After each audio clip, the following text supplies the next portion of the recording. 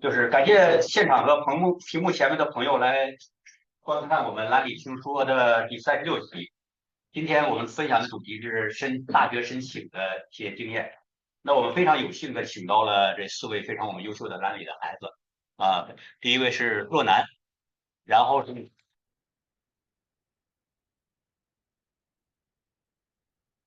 是周啊。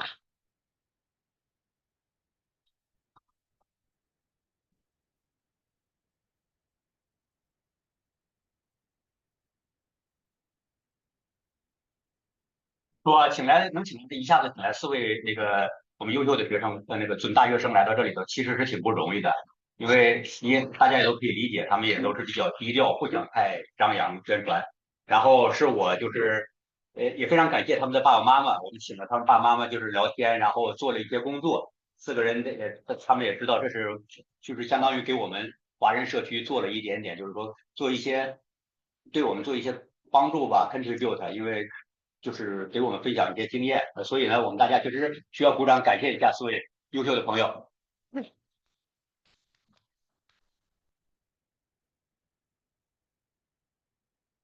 那好的，那我们今天呢，就是稍微就是随意一点点啊。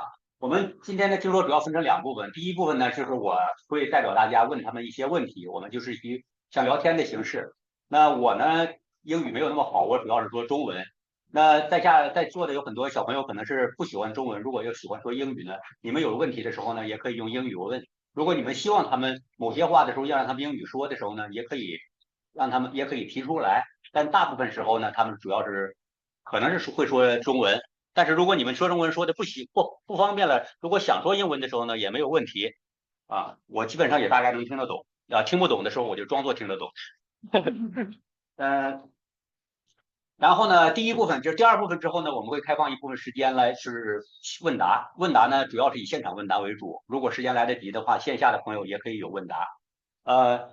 就是如果线下的朋友的问答呢，我们主要是以文字的方式。如果你们有什么问题的话，在文字上面打出来，然后呢，我会作为主持人把你们的问题问给就是4位嘉宾。主要的情况就是这样，因为今天呢，实际上时间是比较紧张的，就是2个小时，但是我们今天来了4个，就是优秀的学生。我们介绍的时候也说过了，基本上大部分我们中学生有关心的问题，可能他们都可以帮助你们回答，因为我们这里头有申请美国的名校的，还有申请就是 early decision 的是吧？还有我们去加拿大的学校的，我们还有申请 Victoria 还申请了英国的很多学校，然后美国的学校。然后我们有文科，有 computer 的，还有 medical 的，有各种专业的，他们也都有这样的经验。然后 Victoria 实际上还申请的是我们那个军校，就是 military college，这也是一个很 special 的一个 program。就是等一会儿我们也会听他们再给大家分享。那我们就简单的先开始吧，就是说我们就按照这样的顺序来，就是先说一下你们现在你们已经准备好，就是做好决定，打算要去了哪个学校了，是要读什么专业了，是吧？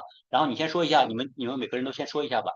好的，大家好，我的名字叫Ronan，然后呢，我是2A Mountain 现在12年级的一名学生，然后我现在呢是已经决定要去美国 Northwestern University 西北大学，然后呢，我的专业到现在还没有特别的决定，因为我在大学2年级的时候可以就是declare my major，但是我现在还没有就是完全决定，但是我想偏学统计学加上社会学就是双学位。因为呢，我觉得在未来虽然就是 AI 它会有很大的一部分的对我们工作上面的impact 对吧？但是作为统计学加上社会学的一部分它还是在我们日常生活中非常需要运用的一种专业，或者未来会有很多工作在这方面，所以我觉得这是我的一个想要去的一个专业。然后我的一些兴趣爱好呢，我在日常生活喜欢去做一些摄影，然后爱好可能打一点羽毛球，然后还喜欢就是辩论和做模拟联合国之类的。所以大家如果有任何问题，也可以在之后问我。谢谢。好的，其实对他回答的非常好。其实你主要你就讲一下你现在申请哪些大学，然后你现在读的什么专业，未来怎么样这几个问题，然后后面有些个东西我会再继续问的。 Okay. So, Okay. I'll be speaking in English. I'm going to be going to Harvard University, and I'm going to be majoring in computer science. I go to RE Mountain, and then in the future, I'll do some things with startups. That's all about me. So, Okay. so hi everyone, my name is Ivy and I'm a grade 12 student at WGSS right now. I actually just committed this morning to McMaster University to study health science. And so in the future, I'm hoping to do either something med or research related because I love all things STEM and science. Yeah. 就是说你前面跟我说的是你其实想要去 Waterloo 或者是那个McMaster， 今天终于决定。Yeah, I was debating between engineering and med for a really long time. But ultimately I settled on med this morning. Okay, Victoria. Hi, my name is Victoria. I'm also a grade 12 student at RE Mountain Secondary School. Sure. I've committed to the Royal Military College of Canada to study engineering. What the specific strand I'll decide in my second year. And I'm working towards becoming an electrical and mechanical engineering officer in the military in the future. And yeah. 对我来说有点难了啊！我现在要变成听力课啊。那我现在说一下，就是说，如果申请大学的话，你们是什么时候开始准备申请大学的？然后都做了哪些个工作？这些事情我们可以每个从若男开始，你先介绍吧。Okay, so when did I start thinking about like applying to college? So this actually started in around my grade 11 year. In grade 10, I was very into like debates, model UN, a lot of speech. And that kind of fueled myself to see more people around me who were outside of like Langley, outside of even Canada, who were preparing for like colleges and application season. And in grade 11, I finally decided to prepare for like US applications, which is a very long process in terms of starting your Common App, starting your essays, deciding which schools are your target, which schools are your reaches, things like that. So this was a very long process for me, and I started around in my grade 11 year to thinking about it. And it was around end of grade 11 summer where I started writing my personal essays and started like listing out my colleges and ultimately deciding on like an early decision school. Hey, And then for me, I always wanted to go to Waterloo for computer science because when I was young, like middle school, I did like a little bit of coding and like making games on the computer. I really wanted to go to Waterloo. But then just last year, it was in one of these talks where I listened to one of the graduates of our school last year. last year from Yeah, Luna. yeah. Oh. And she went to Harvard. And then so I listened to it. I was like, wow, maybe I could try doing that. So then starting at that time, I started looking into that, did some research about what schools that could provide me financial aid, allow me to go to the States with less debt, I guess. And then so that started my journey. I started writing my essays at my grade 12 year, supplementary applications, things like that. They all started in grade 12. I never purposely did any extracurriculars like starting in grade 12. I just put down what I already have done before. So I did a lot of sports like basketball, badminton. I always started in like grade 9 and 10. So I just put up what I had down. I think I got a little lucky with this one. And then, yeah, now I'm here. Make me feel very good. Last year we have a similar topic here. 去年的时候，我们请了一个去被哈佛录取的一个非常优秀的女生 Luna 和她的妈妈在这边做了一些分享怎么样申请哈佛大学的那个和也是申请大学的一个讲座啊。没想到就是对您还是有很大的帮助啊。这就是我非常希望就是明年后年我们这里头有很多人能够就是找到更好的一个学校。Okay, Abby. So for me, all throughout high school, I knew I wanted to do something STEM related, just because that's my interest and it was also where my skills were a little better. The specific universities I was thinking of applying to, honestly, I kind of procrastinated making those decisions because, you know, in grade 11, I was actually kind of scared of university. I was like, I don't know if I want to go away from home yet. So I've kind of made most of those decisions as I was actually starting grade 12. But I did know I always wanted to apply to Waterloo Engineering in grade, starting from like grade 9 because my siblings, they went there and yeah, there's a lot of influence from that. It's a comfortable career. So, but overall, really rushed decisions towards the end. But I knew what the field I wanted to do. So for me, I always had my eye on RMC, the Royal Military College of Canada, since I was, I think, grade 9. And that was partly due to the fact that I was doing like a lot of cadets, which is this youth program that's basically introduces youth to the military, and it teaches you a lot about like just outdoor skills and just general everyday skills that you can use in life.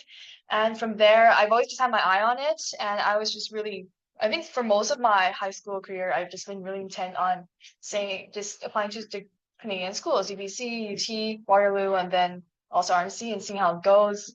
But in grade 11, I was going to a lot of the university fairs. I was like busing over and taking SkyTrain over down to Vancouver, looking at these fairs. And from there, I noticed there was a lot of like really interesting UK schools, and I was really interested in them because it was so different, because they have a whole different system. For instance, if you want to do a bachelor's, it takes 4 years in Canada. They could do it in 3 years. And master's, it's 2 years here, 1 year there. And it's even more unique in terms of med school and law school, because here you have to get your bachelor's first. There you could go straight into it. And I was just fell down this kind of rabbit hole all about UK universities. And I thought, hey, grade 12, I should apply, because there's some really great schools in the UK.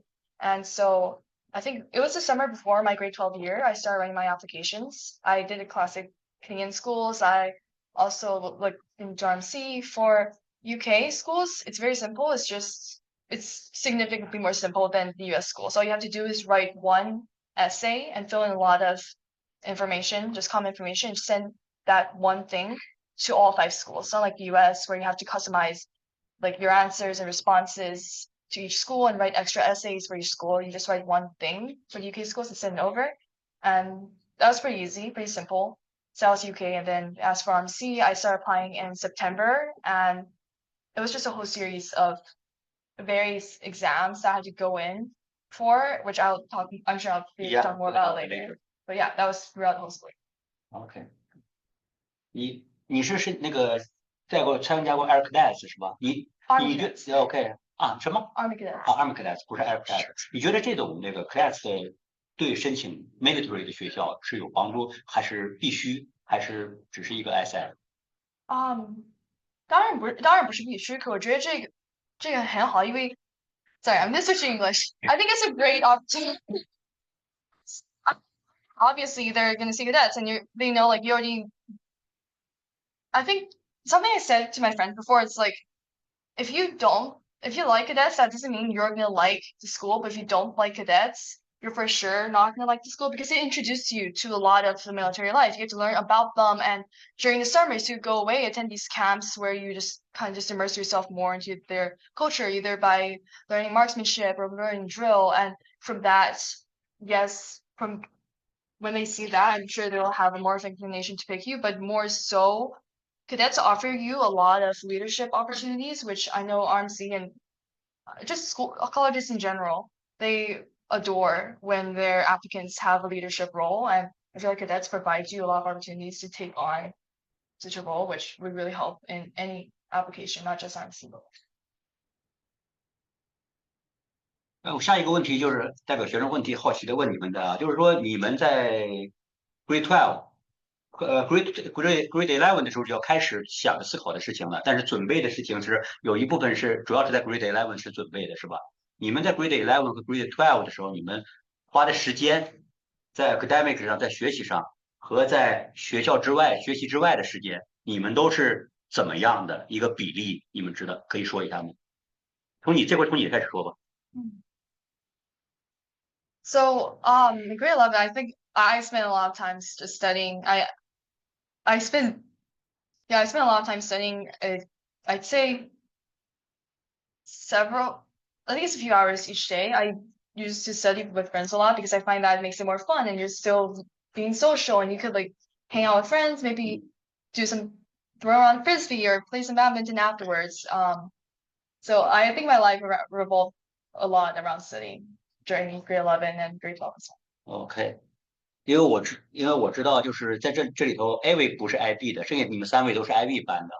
好像是grade，就是我们家的孩子也是在 IB 班的。我知道 IB 班的有的时候到11年级、12年级是比较紧张的，花了很多的时间在学习上边。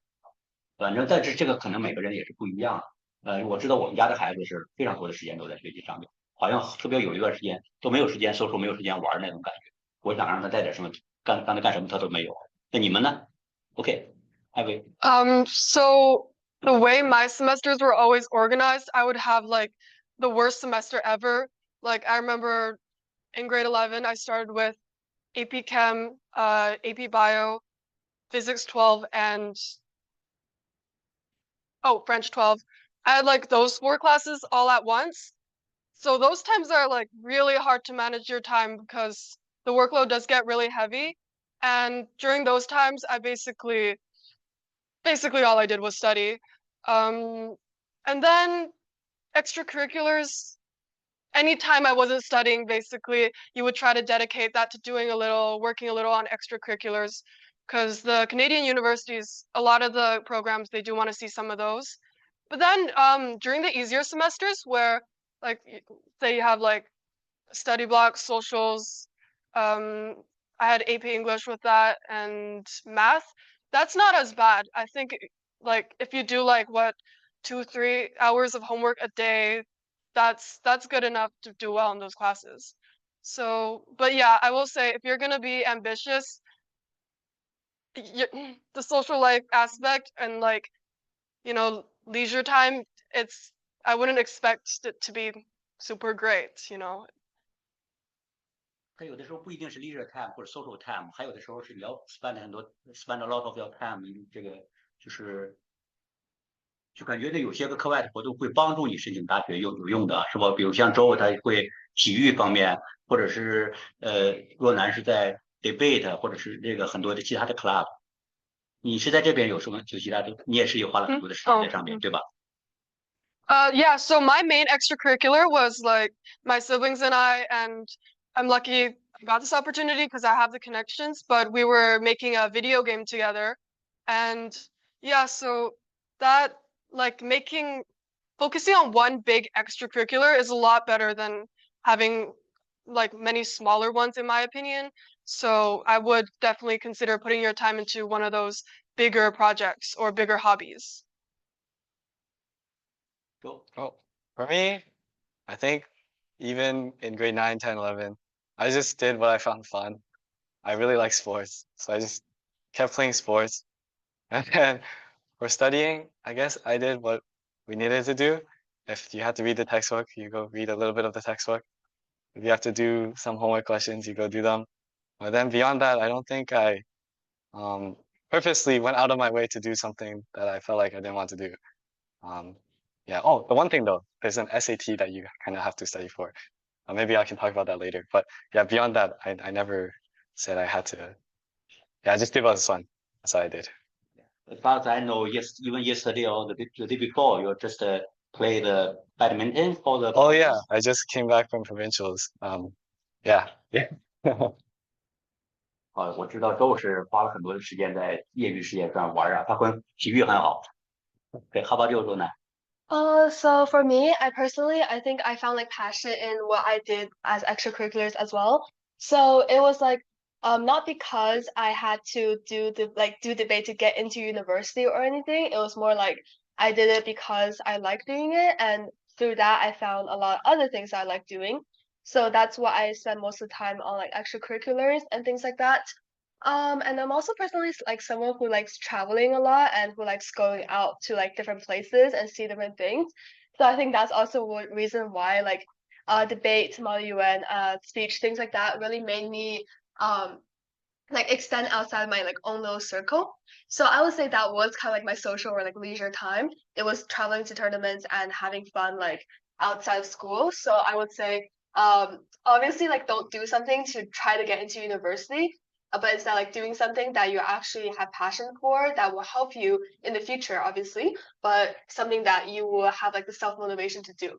In terms of studying, I think obviously like I studied like like every IB student has to study. Like it's like if you're in IB, then you're probably gonna dedicate like some time to studying. So obviously I did like my fair share of studying. I don't really like studying, but you know, it's like what you have to do to get into like uni, right? So like studying is more like something that you just have to meet like the requirement for. And then everything else that you do is outside of your school time. That is what could you like make you edge out other people in certain aspects. So it's important to look for these leadership positions, to look for these extracurriculars that can make you grow as a person and also like quote unquote like grow your resume, I guess. But studying is like the bare minimum that you just have to meet in order to be considered to like admissions in the first place. OK，那洛南，我问一下，你是申请大学的时候，你是叫做那叫 early decision 是吧？就 early decision 和普通的申请大学就是这主要是只有在美国有，对不对？那这个和正常的申请大学是有什么区别？就是 early decision，它其实是更多是你自己的一种就是去进美国大学的一个 strategy，就是一个你就要考虑的一个 strategy。Early decision is something that you apply to university. The deadline is generally speaking November 1st. So you apply to university, your early decision school on November 1st of your grade 12 year. So if you get into early decision, then you hear back from your school around December, mid-December. So if you get into your early decision school, that means you're basically finished for admissions, finished for applications before winter break. So that means that leaves you a lot of time afterwards to have like no pressure to do anything basically. So that time, if you have more self-motivation, then obviously you will prepare for uni, prepare for internships, prepare for things like that. But if you apply for early decision school, that means it's binding. So if you get in, you have to go. That is a main, I guess, like trade-off for early decision is that if you get in, then you have to go. You can't apply to any other universities. And that means you also have to do your application things like write your essays and stuff like that way beforehand. So you have to push back your timeline by like 3 or 4 months. But if you get in, then you have nothing else, like no application related things like that after winter break. So for the entire grade 12 year. 我记得我以前也听他们讲过，就是说这个 early decision 的话，实际上是就是说你刚才讲的有好处，但是你必须不能够再换了，是吧？是不是就是说有的人适合 early decision， 就首先如果是 early decision， 你首先必须要这是你非常 favorite 的学校，你就不想换了。即使他给你了，因为你不能够改主意了吧？You have to choose this one。就是从策略上讲，是不是有些人适合 early decision， 有些人是不是正常的申请会更好？我听说有些人，比如他有特长，他体育好，或者是其他什么方面好，他会 early decision 会好，是有这样的说法吗？确实是的，就是 early decision 一般选 early decision 的学校有两种人，对吧？第一种人呢，就是他们就是这当然是就是给一定想要去美国的学生们来说，第一就是选择一个你就是非常非常想要就是很顶尖的学校，就比如说普林斯顿啊、耶鲁啊、哈佛啊这些学校。其实哈佛跟很多藤校他们没有 early decision 这个选项，就是选择一些比如说康奈尔啊、德特茅斯啊、耶鲁啊这些很顶尖的学校。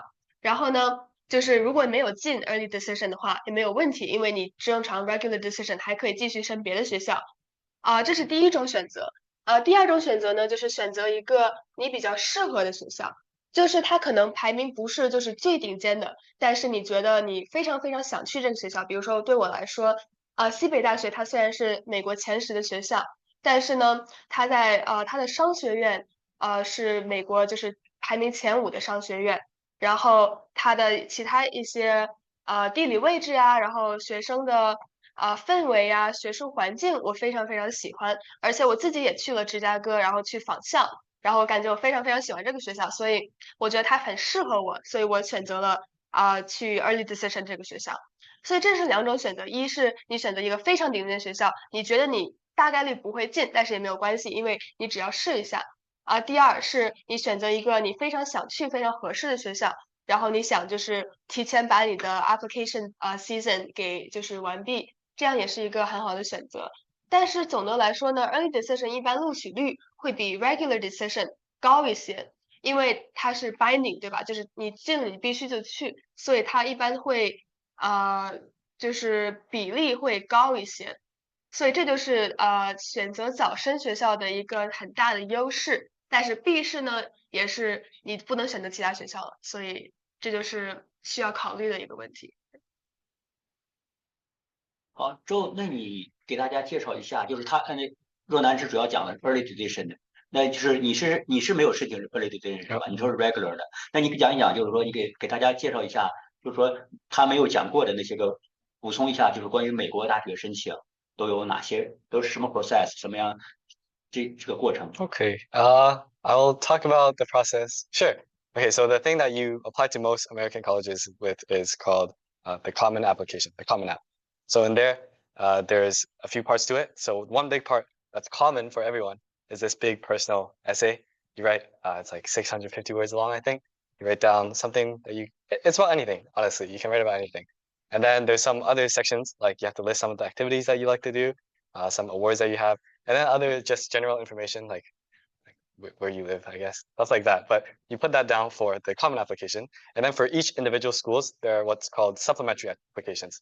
And these vary in between different schools. Some schools have longer supplements, and then some other schools have shorter one. And then depending on what type of field you're applying to, for example, if you're applying to an engineering field, you might have to write something about engineering.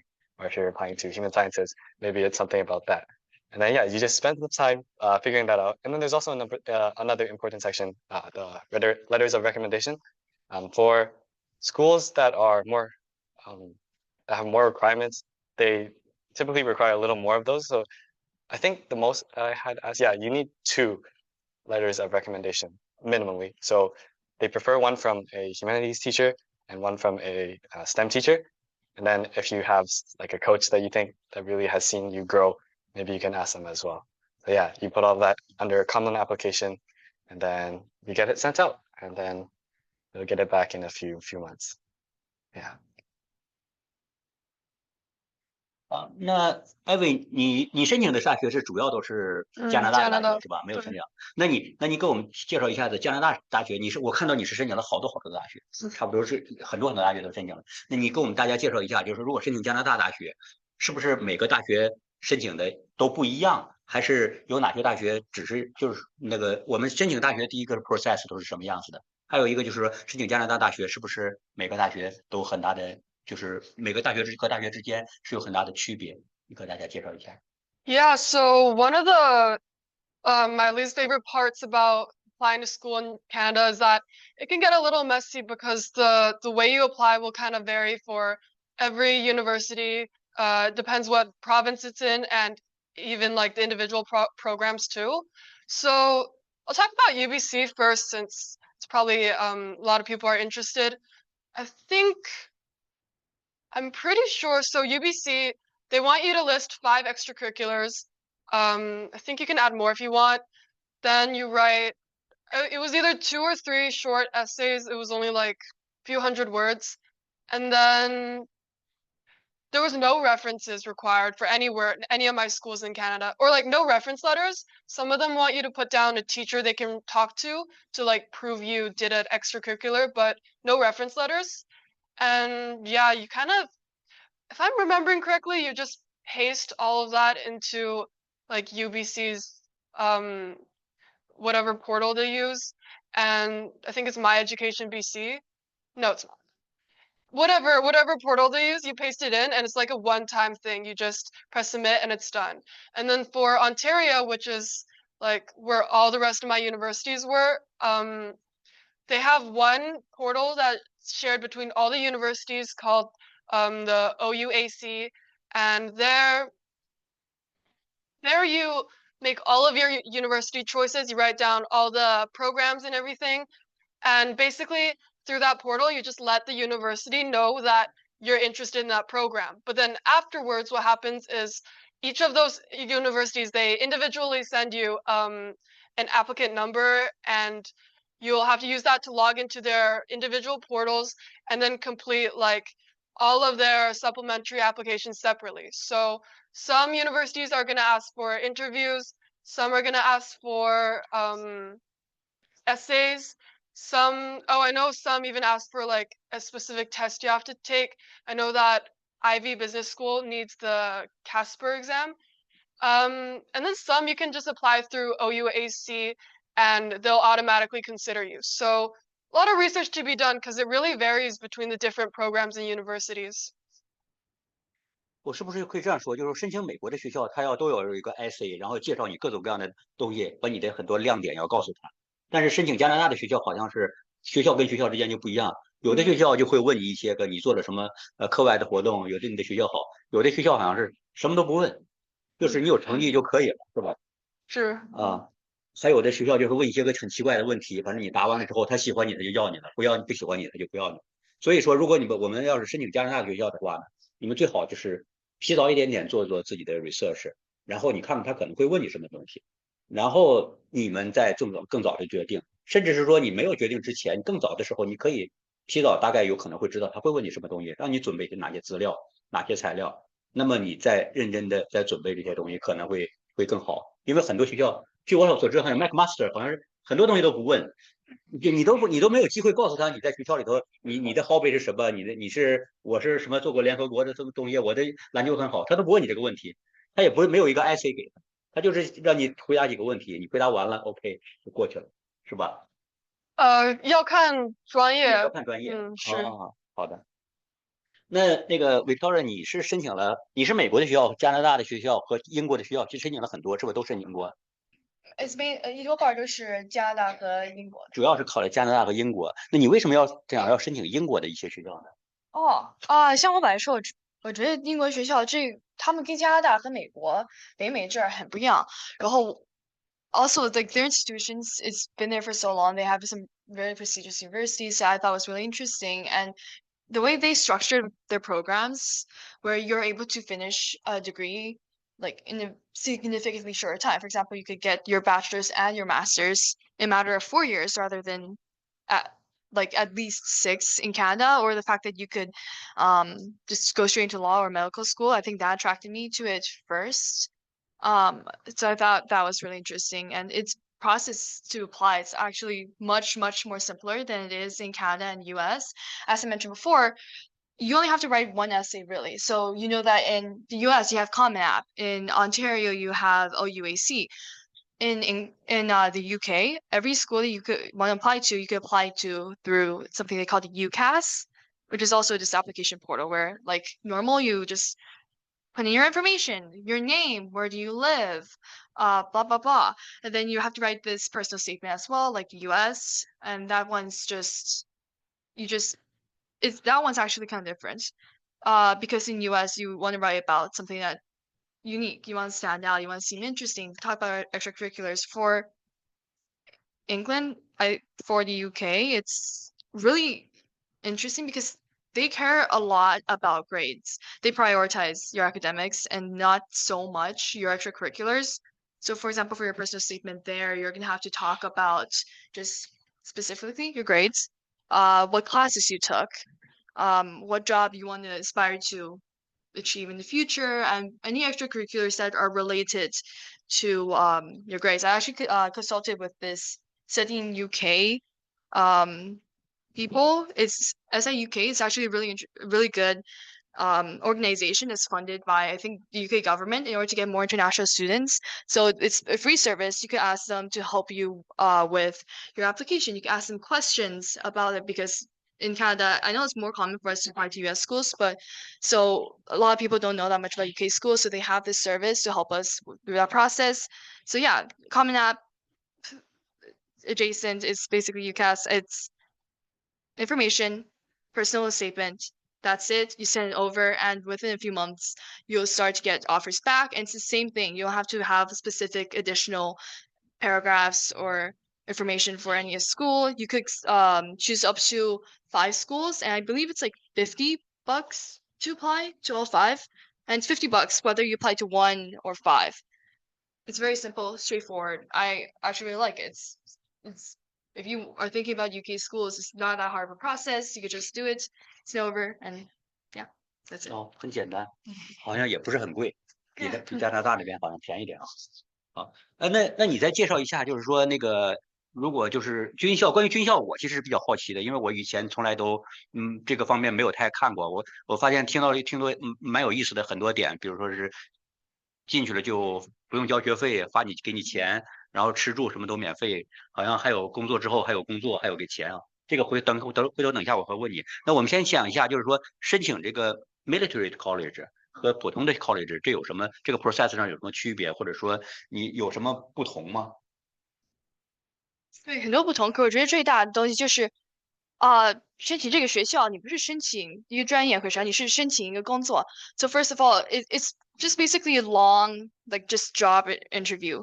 You apply in September. Foremost, you apply to join the military. You don't apply for a school. You apply in September. You fill out information. It's a lot more information, a lot more details than normal schools. They do like a background check on you, make sure you don't have any criminal history and stuff. And then they actually changed it in recent months. I'll first tell you guys what I did, and then I'll just tell you how they changed it. So what I did was back in September, I applied. I suggest you guys apply as soon as possible because it's a really long process. And I know a lot of people who started applying and they weren't able to get in just simply because they weren't able to finish their application in time. So I applied in September, and then in I think October or November, I went in to take this exam called the CFAT, which is basically just testing your reading, math skills, kind of a shorter version of the SAT. And they also give you this, I don't know how else to describe it, but like a personality test. It's like asking a lot of questions to seeing what job you're most suited for. Then you leave. They assess that, and then a few months later, you have a job interview. It's very standard. Just ask you questions. There's some yes or no questions. There's stuff like, have you ever done drugs? What's your medical history? And then there's always the ones that are like, what are your extracurriculars? In what ways have you demonstrated leadership? It's very standard protocol. I did that in about December. And then in January, you have to go in for a physical exam. It's like hearing exams. They test your vision. They measure your height, your weight, and then they have this whole questionnaire regarding your medical history in a lot of details. And yeah, and then after that, sometimes they ask you to fill out more forms, and then you just wait. And I was really lucky. I was able to get my enrollment letter, my acceptance letter in February. Yeah, but I know some people who started at the same time or even earlier, they weren't able to get theirs until April, and some people are still waiting. And it's because each job is very different. Because for instance, if you want to become a public affairs officer, which is basically a journalist in the civilian world, you have to take another written exam where you have to just write this whole essay or follow this prompt, and that also takes several weeks, if not months, to process. And there's also aircrew selection tests, where if you want to join the Air Force and specifically to become a pilot or someone who operates and works in a flying vehicle, you have to fly all the way to Toronto. Don't worry, they pay for everything. Luckily, they will pay you to fly to Toronto. They'll give you a flight, provide food, boarding, and you have to take a 2-day exam, I believe. It's about 7 hours long. And then they also require a lot more tests in terms of physical tests. Like you would have to get your blood samples, blood tests, and it just takes a long time. And each job is different. So if you are thinking of RMC, it's just you look into jobs and look into specific requirements and apply as soon as possible, because this stuff takes a long time to complete. I know they're still in the process of applying and they're still doing medical interviews. They just got sent back to do another blood test. It's a very long process, but it's worth it in the end. Okay. So what's your job title? Oh, the job I have is electrical and mechanical engineering officer. It's basically So in the military college, that's like for them they are students. For you, you got a job already. You're kind of officer. yeah. Well, yeah. Upon your graduation, you would receive a commission, and then you become an officer. Yeah. 就像你这个就是如果进到军校的话，对身体的要求高吗？比如说我要跑步，要跑得多快，我要有多大的力气啊，或者是那个有这个 standard 吗？或者说有的人说我可能是力气不够，我身体没有体育不是那么很好，我是不是就不应该申请？ Okay, so there's 2 exams that you have to pass. One of them you have to pass before you enroll, and the other one you have to pass just after you enroll. And if you aren't able to achieve that, they can help you achieve that. So first one is the forces test, which is which normally, if you're not applying to RMC, you would do that sometime during the application process. But if you are applying to RMC, you would do that during summer prior to your first year of university. It's basically all sandbag lifts, shuttle runs. It's realistically, if you train for it, it's not that difficult. But then there's a more difficult exam that's specifically for RMC students. That one includes just timed runs. They measure how many newtons you could push like this ball. There's this suspended, just a lot of stuff. There's this, not chin up, but just you hang on a bar suspended like this. Anyways, it's a lot more difficult than a forces test, but the thing is, good thing about that is if you aren't able to achieve those standards, as long as you're not too far off, they're gonna help you achieve it. They're gonna help train you. They're gonna help make sure that you are physically fit. So as long as you're able to pass the initial test, which if you practice for it, it's not be a big deal, you're mostly good. 不好意思，线上有几个朋友可能是因为是在 waiting room 上面，我这边没有时间看，你们可能是来的迟到了，然后我就没有让你们进来，不好意思啊，就是经验不足。现在你们可能刚刚进来，还有人正在进来，不是总，现在我们都已经开始了，快一个小时了，还有人刚刚上来。好的，那就是到你们的军校的话，这个竞争多不多？是不是就是说你们招的人是每年有多少啊？或者是申请的人有多少？然后进的人有多少？你知道？ So in terms of how many people are accepted, it varies each year, but on average, it's about 270 people that get in each year. And in terms of how many people apply, that part I know it's a few. It's several thousand. It's not more than I would say like somewhere between 5 to 10,000, and it varies each year. So yeah, it's quite competitive, but honestly, if you have good enough grades and you have extracurriculars that show your leadership skills, which is most important because for RMC, you're not just becoming another soldier, you're becoming an officer, which means upon graduation, once you enter the workforce in the military, you're going to be leading a group of soldiers or airmen or sailors. So they're looking for leadership qualities. So as long as you have academics and leadership qualities, it should not be too hard. They only let in 270 people, but I mean, you just gotta make sure you meet the requirements. I think that's the important thing. 那我现在这个问题是问你们所有人的，就是你们觉得在大学申请过程中，你们的成绩就是比如说IB 的成绩也好，或者你们的 academic 成绩也好，或者申请美国有 SAT 呀、或者 AP， 有人是要申请考的要上 AP 的课，就说这些个东西在申请大学过程中，它的重要性有多大？Avery 先说吧，这口就。So regarding AP classes, if you're gonna apply to the US, I heard it's pretty much you should really consider that. But if you're only gonna apply within Canada, I always thought taking harder classes would like impress the universities, but it really doesn't. Like so many programs, they have a specific course list of like 5 courses they look at. And the rest of the courses you take, they don't care too much. So let's say they require chemistry 12 and you took AP chemistry. Most schools would give you a dual credit for AP chemistry. So basically you get a credit for AP chemistry and chemistry 12. They would just look at that chemistry 12 grade. So I don't even think many of the places I applied really knew about my AP courses. So really choose where you would perform best academically, rather than, trying to impress them by taking hard courses. As for academic grades, that's always really important. It's usually the main factor they look at.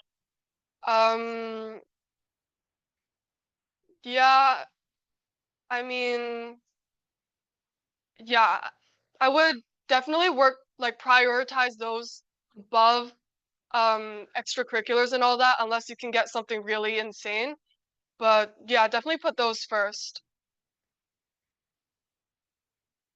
Okay, then I'll start with mine too. So I did IB and I am applying to the States. Normally for the States, they like to take AP classes. And then I know I never, because I never planned on applying to the States until really late. So I didn't make the decision to do AP. So I always just stuck with IB.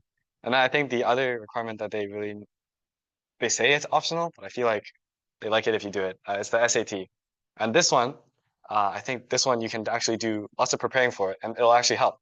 For me, when I first took it, it's out of 1600. The first time I practiced, I think I got like 14 something. And then normally the averages for like an Ivy League is like 1540, maybe something like that. And then so I saw that my English score had like lots of room to improve. And then so here's where you can memorize some like grammar rules, things like that. And that can really boost your score on that side. And then a lot of us, on average, the math score is usually higher than the English scores to start with because yeah, there's just less studying you can do for math than English, I would say, because there's just some little rules about like how nouns work or punctuations, how they can work. They can boost your English scores to boost it. And at the end, I got a 1540, which I think is still below average, but it met the threshold that you needed to go for that. So yeah, I submitted with that score. And so yeah, no APs. I just did my IB and the SAT. I'm a little sick right now. So for if you're applying to US universities, you definitely have to do either IB or APs because we're international students. The US school system, they look at international students like they're looking at like outsiders, you know. If they look at your school, like public schools, education system, you have like normal classes, they just don't really trust it. So you need to take something that is internationally recognized, like for example, IB or AP, or some people from other countries take like A level, things like that. So you definitely should take IB or AP. I took IB obviously because Iron Mountain offers IB. But if you're applying for early decision, your grade 11 grades are what matters the most. Because when I applied, they never even looked at my predicted grades because it never came out when I applied in November on November 1st. So all they had was my grade 11 grades, which is like the only thing that they really like important. If your grade 10 and grade 9 grades are obviously important, but it's like as long as you improve a lot in grade 11 grades, then I think you should be fine. My grade 10 grades were like average, like I don't know, like probably like 90s, right? But my grade 11 grades were like really high because the IB percentage scales everything up by a lot. So it was like almost like 100, right? So IB, as long as you take like IB and you do well in grade 11, you get really high grades. In terms of like SAT, like obviously you should take the SAT because if you have it, then it means your grades are good, right? SAT, like same as Joe, like when I first took it, I got like 14 something. It was really bad. Yeah, but it's just like the second or third time that you take it, you do really well. I ended up with like 1570, but as long as you get above like 1540, it should be like good. You shouldn't take like too much time to be like grinding it out so I can get like 10 points more on my next test. Like that's not really worth it. So as long as you get above like 1540, your SAT is like good to go. Focus on like your IB or AP classes. For APs, like they prefer obviously you should get like mostly fives, or like if not all fives. IB, they'll prefer if you're like above 40 for your predicted grades. So yeah, like score, as I said before, academic scores is like the most important thing to get you like meet the threshold, and then they consider everything else, like your extracurriculars, leadership awards, things like that. I think IB covered Canadian universities really well. For UK universities, I think IB was really important, at least for me. Because okay, if you were to choose between AP and IB when applying to UK schools, IB, because IB it's an international baccalaureate program. It's internationally recognized and it's actually a really popular program all throughout the world, including Europe and the UK, and they have a lot. AP is more common in North America. While they don't see as much in the UK, so overall they kind of prefer IB a bit more. I feel like, and if you were to apply there, I think taking AP or IB is very important because in the UK they have A levels, which in terms of content I think is significantly harder than the like provincial curriculum we have here. It's basically where the UK students, they choose 3 subjects they want to like specialize in, and they spend like several years like learning just those 3 subjects and learn them really well. And they learn really deep and much harder than the courses we have here. So in order to seem a bit more impressive academically, it's best if you take AP or preferably IB. Yeah, because UK, like I mentioned before, they prioritize academics over everything. Like I didn't even write that much about my extracurriculars in my application. They just want to know about grades and what you've done to achieve those grades and just straight academics. So that was very important. And something else that I thought was interesting was because I know for you, you didn't have a specific grade you had to achieve in order to maintain your offer, right? I'm not sure about Northwestern. Yeah. For the UK, I applied to 5 schools. It was UCL, University of Edinburgh, Manchester, Bristol, and Southampton. Each of them, once I got my offer, I had a very, very strict grade I have to achieve in order to maintain my offer. This is because they have A levels, so they're used to that stuff. Because in Canada, it's a percent. If you just like saying like this like low 80s, low 90s, whatever. In UK, they're always like you have to get this grade, this grade, this grade. So they're used to it. So they always have these very strict grades you have to maintain. For instance, one of mine was a 39. So if you get anything lower than that, you just lose your offer. This is different from, as mentioned, US, where it's like a bit more lenient. So for UK, you have to be prepared to, I guess you have to be prepared to maintain whatever your predicted grades were. And I think to be on the safe side for UK schools, because they value academics a lot more, I think around the 40s is a good range for most UK schools. 好，那我们 next question. Okay, so the first process is you choosing the university or college, whichever you like. But the second process is you're gonna show them how good you are, so they can choose you. So other than the academic part, so what do you think? Your point, to appeal them. 就是说，你们自己觉得你们的申请过程中是哪些个特点决定让那个大学给你们 offer 选中了你？周先说吧。Okay, so again, I decided to major in computer science, and then of course what I found fun was sports. And so I think one of my selling points was showing how I'm able to combine both things together. On my mic? Oh, okay, no problem. Okay, so then one of the things I started coding were those little projects. So one of the things I did, I like set up 2 cameras and I tracked myself with like different algorithms, and then you can analyze your different like poses for badminton or basketball, things like that. And then you can track other athletes as well. And then it's just demonstrating that beyond knowing how to answer some test questions about computer science, I can apply this and make a product that can make an impact on other people's lives. And I think that's like the biggest thing that I mean, because when I wrote for my essays onto these American colleges, it's just saying how much I like to make things. And then even I make some little videos about coding as well. So just together, my selling point was I like to create. And yeah, that's what went beyond grades for me. 就是说，你觉得在你申请大学的时候，当然像你申请的是哈佛嘛，那这种学校的话，除了你的学校成绩 academic 非常好之外，肯定也是不足够的。你还要在其他这方面，你要证明我比别人也很不错，是吧？那这样的话，你是说，因为你是喜欢 coding， 然后你在这个 coding 上面，然后和 sports 结合起来，你做了很多的事情，然后你觉得这个东西让他觉得你不 Yeah, maybe, yeah, maybe. I don't think. Okay. How about Ronald? For me, I think what I did was that I did a lot of like speech and debate, but that wasn't like the most like thing I focused on. I really like traveling, so I went to like a lot of travel tournaments. And I delegated at the United Nations one time at like the New York headquarters, and then that was something that I had focused on a lot in my essays. So for me, it was mostly like social entrepreneurship and social leadership.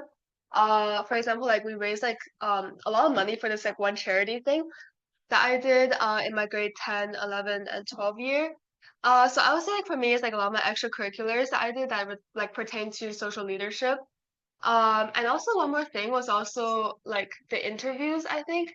So Northwestern, I did my interview while I was like visiting Chicago, and I like talked to the interviewer for like 2 hours about like how like the like current like US economic situation, how like social leadership, like social entrepreneurship, things like that.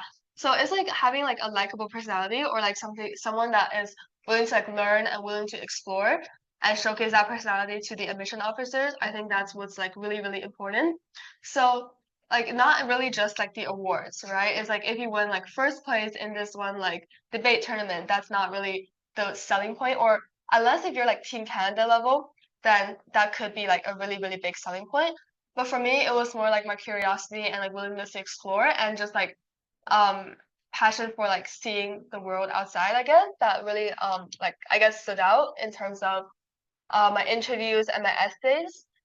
Other than that, I think it was also like just my random things that I like do. Like for example, I did like some digital like music production, things like that. I like play badminton for fun, but like that's not really the big thing. So obviously on your like activity list is not like enough. It's like it's good to have like your most like prominent and most like I guess fancy awards on there, but at the end of the list you can put some things like random things that you like to do that can showcase like personality and show that you're not just like at home like studying every day, but like you have like a life outside of school and you like to explore and like enjoy life, I guess. Yeah.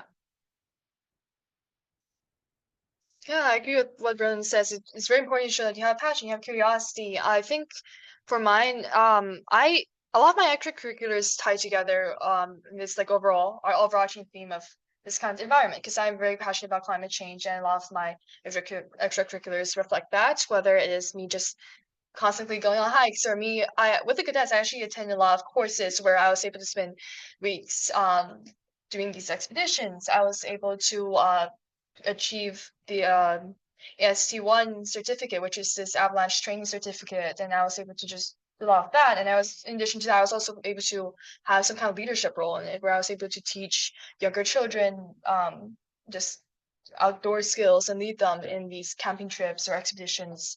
And outside of just doing that stuff, I also had activities, things that I've done, like that are also related to climate change. For instance, actually, this is something I really like about IB. So in IB, you do this thing called CAS because this program, they don't want you to just be studying every day. They have this thing called CAS where you have to every month you do something that's related to arts and there's something related to sports and something like that. And at the end, you have to do this giant project that has some kind of global engagement. So I decided to do this on kind of climate change and art.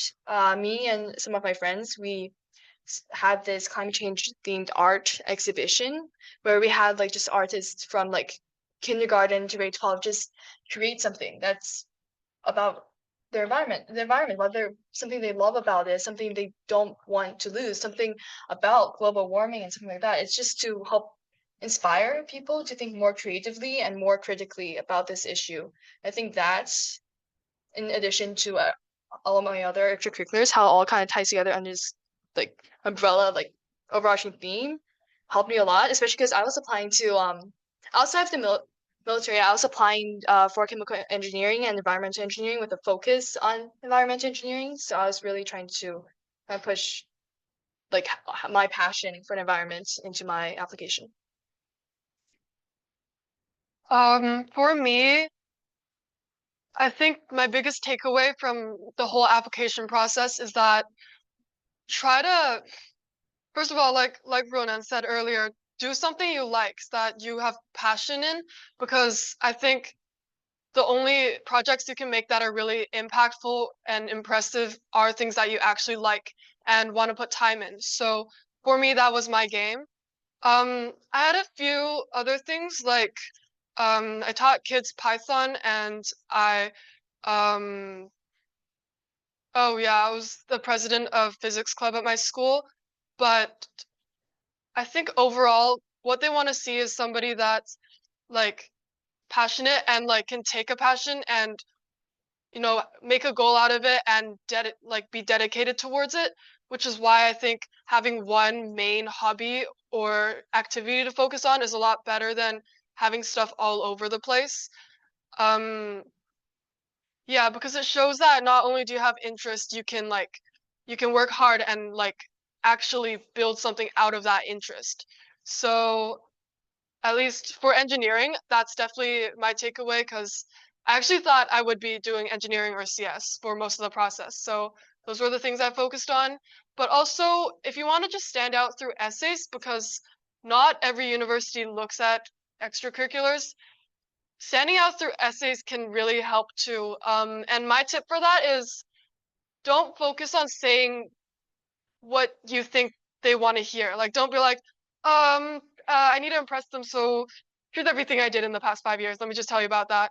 I would focus more on showcasing who you are and your unique thoughts and viewpoints. So I think really what got me into my McMaster program was I wrote like a kind of weird essays, but they were like, I felt like they were like really me. They would either hate it or love it. But you know, if it's unique to yourself and authentic, usually that does give you a big advantage. 那艾薇，我问你一下，我看到我知道你是申请了很多的大学嘛，然后也拿到了，就是很多学校都给你的奖学金。那我们谈谈一个奖学金这个事情 ，scholarship， 可能很多人会有兴趣，就是说关于申请奖学金或者是上大学，这个是说你只要是成绩到了一定的程度比较好，他就会自动给你奖学金呢，还是你要专门去申请才有啊？这是能不能说一下 Yeah, so almost every school and every faculty will have automatic entrance scholarships. The ones I got were mostly those. You don't have to apply for them. A lot of them just have like a minimum grade threshold. So everybody that has like a 95 gets this scholarship.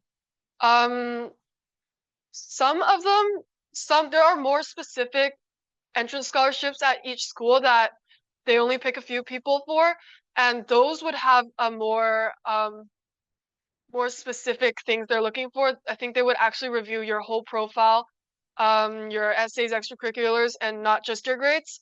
But yeah, I think even if you don't apply to many scholarships, there are so many entrance scholarships, and if you want, you can try to like research the more specific entrance scholarships they have and personalize your profile to something you think would fit that scholarship more. But I wouldn't worry too much about it. The grades is the main part because most of those are just grade based. 就是我们加拿大的大学其实更主要的是 focus 在这个学习上面。Entrance scholarship mostly 是看 grades 的。那 Victoria， 我问你一下你这个问题，这是我好奇的事情，就是你们进了 military 的学校之后，它是每个月是会给你们多少钱呢？或者说你们吃住在学校里头会花多少钱？包括你们工作了之后，其实现在就是已经算是有工作了，是吧？你现在是不是 serve 在 Army 里头了？所以现在还不是，可是这个月的9号我会 attend 我的 enrollment ceremony， 然后我签完字，我就算是个 soldier。对。然后呢，关于我们每个月收多少钱啊？我把刚才查一查每个月因为我们不是要给任何钱去学校 for tuition 收到2500块钱差不多。这是包括你们的吃和住，还是吃住之外的？这个吃住之外的，可是吃住他们也不会收那么多，就给一点就可以。然后 overall, I think normally you can still have about 1,000, maybe a bit. I think $1,200 left, like for your own personal expenses afterwards. And you also don't have to pay for like a lot of stuff. For example, your books, and you don't have to pay for any travel. For example, in order to get to Ontario for my school, they already bought me a plane ticket. Like you don't have to worry about a lot of stuff. So it's just, it's really nice. 那你们实际上是 serve the army 啊？这个 serve 的它 require 是多少年？ So I believe it's like for every year you attend the school, you have to serve a certain amount of years. I'm not sure how they calculate it, but on my contract, I'm supposed to serve for 13 years. 13 years. But that includes the 4 years I spent in university. So I would go to university. That's 4 years. I graduate. Then that's 9 more years. 9 more years. Yeah, and something actually very interesting still is because For military, you can retire and receive a full pension after 25 years. Yes, that's a good point. After you retired, suppose like 9 years after the school, you can technically call retired. No, well, you could retire then, but you wouldn't get a full pension. In order to get a full pension, you have to retire after 25 years. 25 years in the army. Yeah. Then it's 80, 40 something years old. Yeah. So Then you can got full pension. So Yeah. how much full pension roughly? right. Okay, so when I retire, I'd be like 42, and the pension you would get is about 50% of your best 5 years, your highest salary divided on half. So by that time, I would say you would easily be making over 100,000. That's for sure. So it just depends on how well you're doing your job and how fast you're being promoted. That pension, how much you're receiving, depends on person. 基本上就是说，你从部队退伍之后，你可以拿到 full pension，然后那时候是40多岁，你仍然还可以找一个别的工作，仍然还可以去作为 engineer， 仍然可以去赚钱，但 at the same time 你可以拿 full pension。这个 full pension 是65岁时候拿，还是一退休就可以了。一退休40的这个？对，应该是错的。啊。蛮有意思啊。那我下面问你们的问题啊，就是你那个每个人都问了啊，就是你们在申请大学过程中，你们爸爸妈妈的作用大，还是你作用大吗？还是你们主要都是自己做的？你先说呢。Okay, so personally for me, my parents like never expected to go to like the US. Like they never even thought about it, and honestly, like they like kind of just expected me to like go to like I don't know like UBC or like U of T or something like that. So like it wasn't really my parents who were like forcing me to go. Which I thought was also like probably a good thing as well, because if my parents forced me to go, I probably wouldn't want to go anyway. So but like all jokes aside, like I kind of just like learned from like my friends who were like in the application process, or my friends who were older than me who did end up going to the US, and they were like, oh, it's like really awesome. And also I wanted to like be in a new environment anyways. So even if I were to go to the school in Canada, I wouldn't go to like anywhere in BC. I would probably go somewhere in like Ontario. So I personally wanted to like go somewhere else. Like I'm someone who like really likes traveling and exploring. So I think US was probably like my best choice. My parents were also very supportive of this idea. So they were like, obviously, like I'm really thankful for my parents for allowing me to do like all of these extracurriculars that definitely helped me to get into uni. And they were like the most supportive people around me at all times. Like whenever I mentioned how I wanted to, I don't know, like travel to like New York to do this UN conference by myself, they were like fully supportive of it. When I was gonna go to any debate tournaments in like US, they were fully supportive of it. So I think parent support is definitely like the most important thing that you can get, because you can't do a lot of things without financial support, right? And also if your parents are against something that you do, it's very difficult for you to find the means to, I don't know, even go to like classes, right? So parent support are definitely like a most important thing, but I think that like parents forcing you to do something is different from parents supporting you to chase your passion. So that is very, very separate things. And I'm really like thankful that my parents were very supportive, even though they didn't initially have the like push for me, or they didn't initially like drive me to do these things in the first place. But yeah, and also I think like parent education is also really important. So for example, like your parents always talk to you about like things that are happening around the world, like current events. You listen to your parents like dinner tables talk about like businesses, talk about like economies, things like that. Those like just gradually make you a more educated person on like current events and have more ideas about what you want to do. And personally for me, I got really used to talking to parents and talking to people who are older than me, that I think it also really helped me in my interview as well, because I was talking to an alumni who was like we like discussed for like an hour about like the business model of like Uber and how it like why it's like losing a lot of money in places like Vancouver, right? So things like that, I think parents are really, really important for you to have better understanding about the world, and also like be able to chase the things that you want to do with financial support. So yeah. Oh, okay. Yeah. 都可以请教来。 Oh, you got it. Oh, okay. Yeah, I agree with you. They're parents are very supportive of everything because for schools, I like even though I was like I really want to go to RMC, I also still really curious about other schools. And whenever I mentioned like, hey, I might want to like maybe apply to some schools in the UK or US, they were always really supportive. They were like, yeah, go for it. And I even almost applied to a school in France. Kind of glad I didn't, but yeah, they were always really supportive. And I was also even for majors, I was also like jumping around like, do I want to do this? Do I want to do this? Because it's such a big decision to make when you're 16, 17, 18 years old, and having their experiences, their opinions, because they lived through it all. They had to make some of those situations, whether it's like regarding what they want to do for the rest of their lives. And especially, I think I had a lot of conversations with both of my parents regarding RMC because it's so different from what they thought was so from what I was gonna do and from what I thought I was gonna do it too. They were able to give some really valuable insight, and they offer a lot of just support. And like Ron said, a lot of extracurriculars and their support, and like both financially and morally, they were there for me, and I was really grateful for that and for all the conversations we had. Just it was also really enjoyable to have those conversations.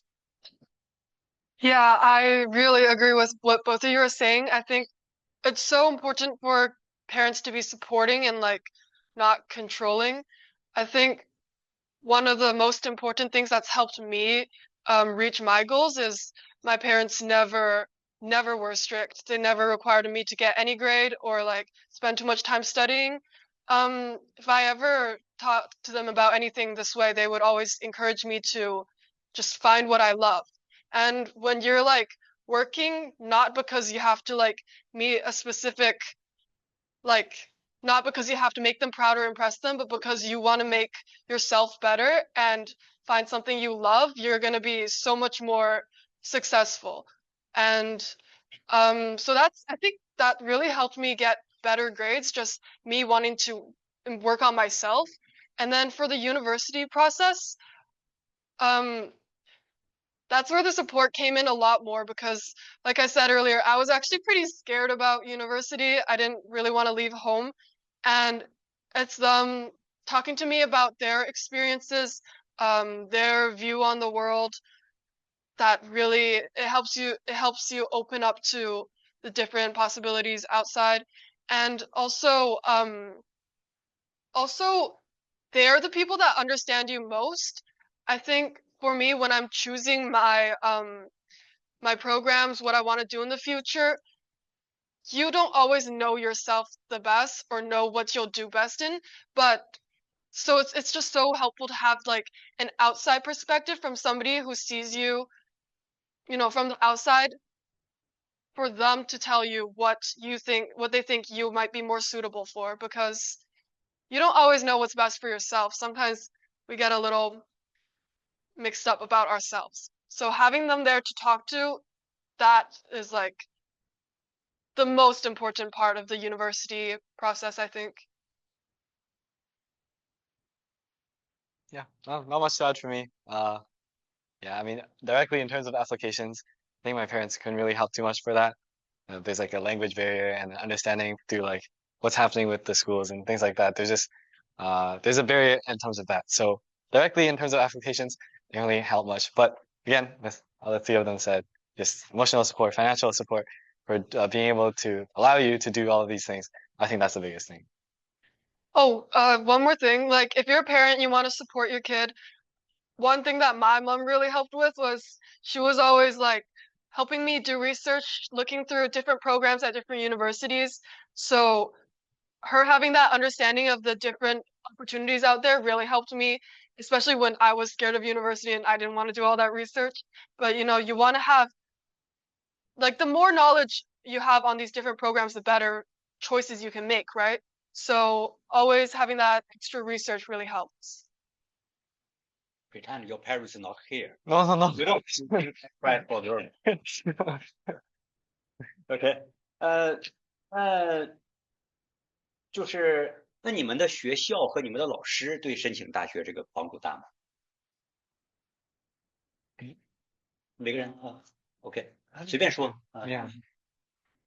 So personally for me, for me personally, I didn't have that many connections with like my teachers themselves or my counselor for school. I think most like public school students can relate to this. The counselors don't know like too much about US applications or I don't know about UK applications, but at least like for US applications, the teachers have like no idea what that like how to do it or like the details of it. So that wasn't like too helpful for me. My teachers, I think other than like asking for recommendation letters, they didn't really help me in terms of like college applications.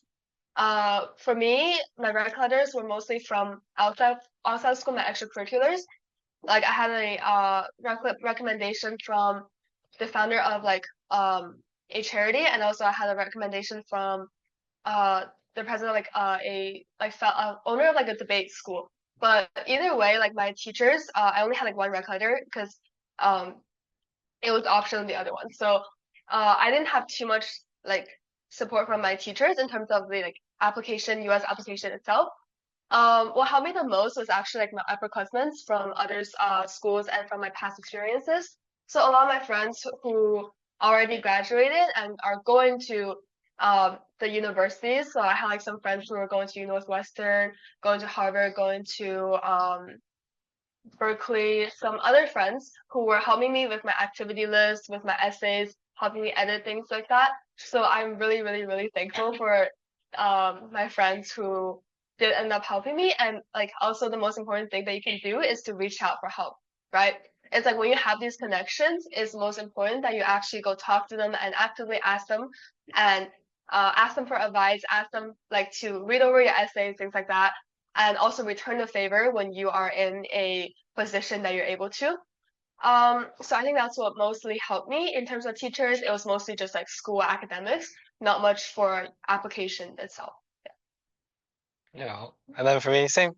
For teachers, I mean, of course, academically, they're very supportive.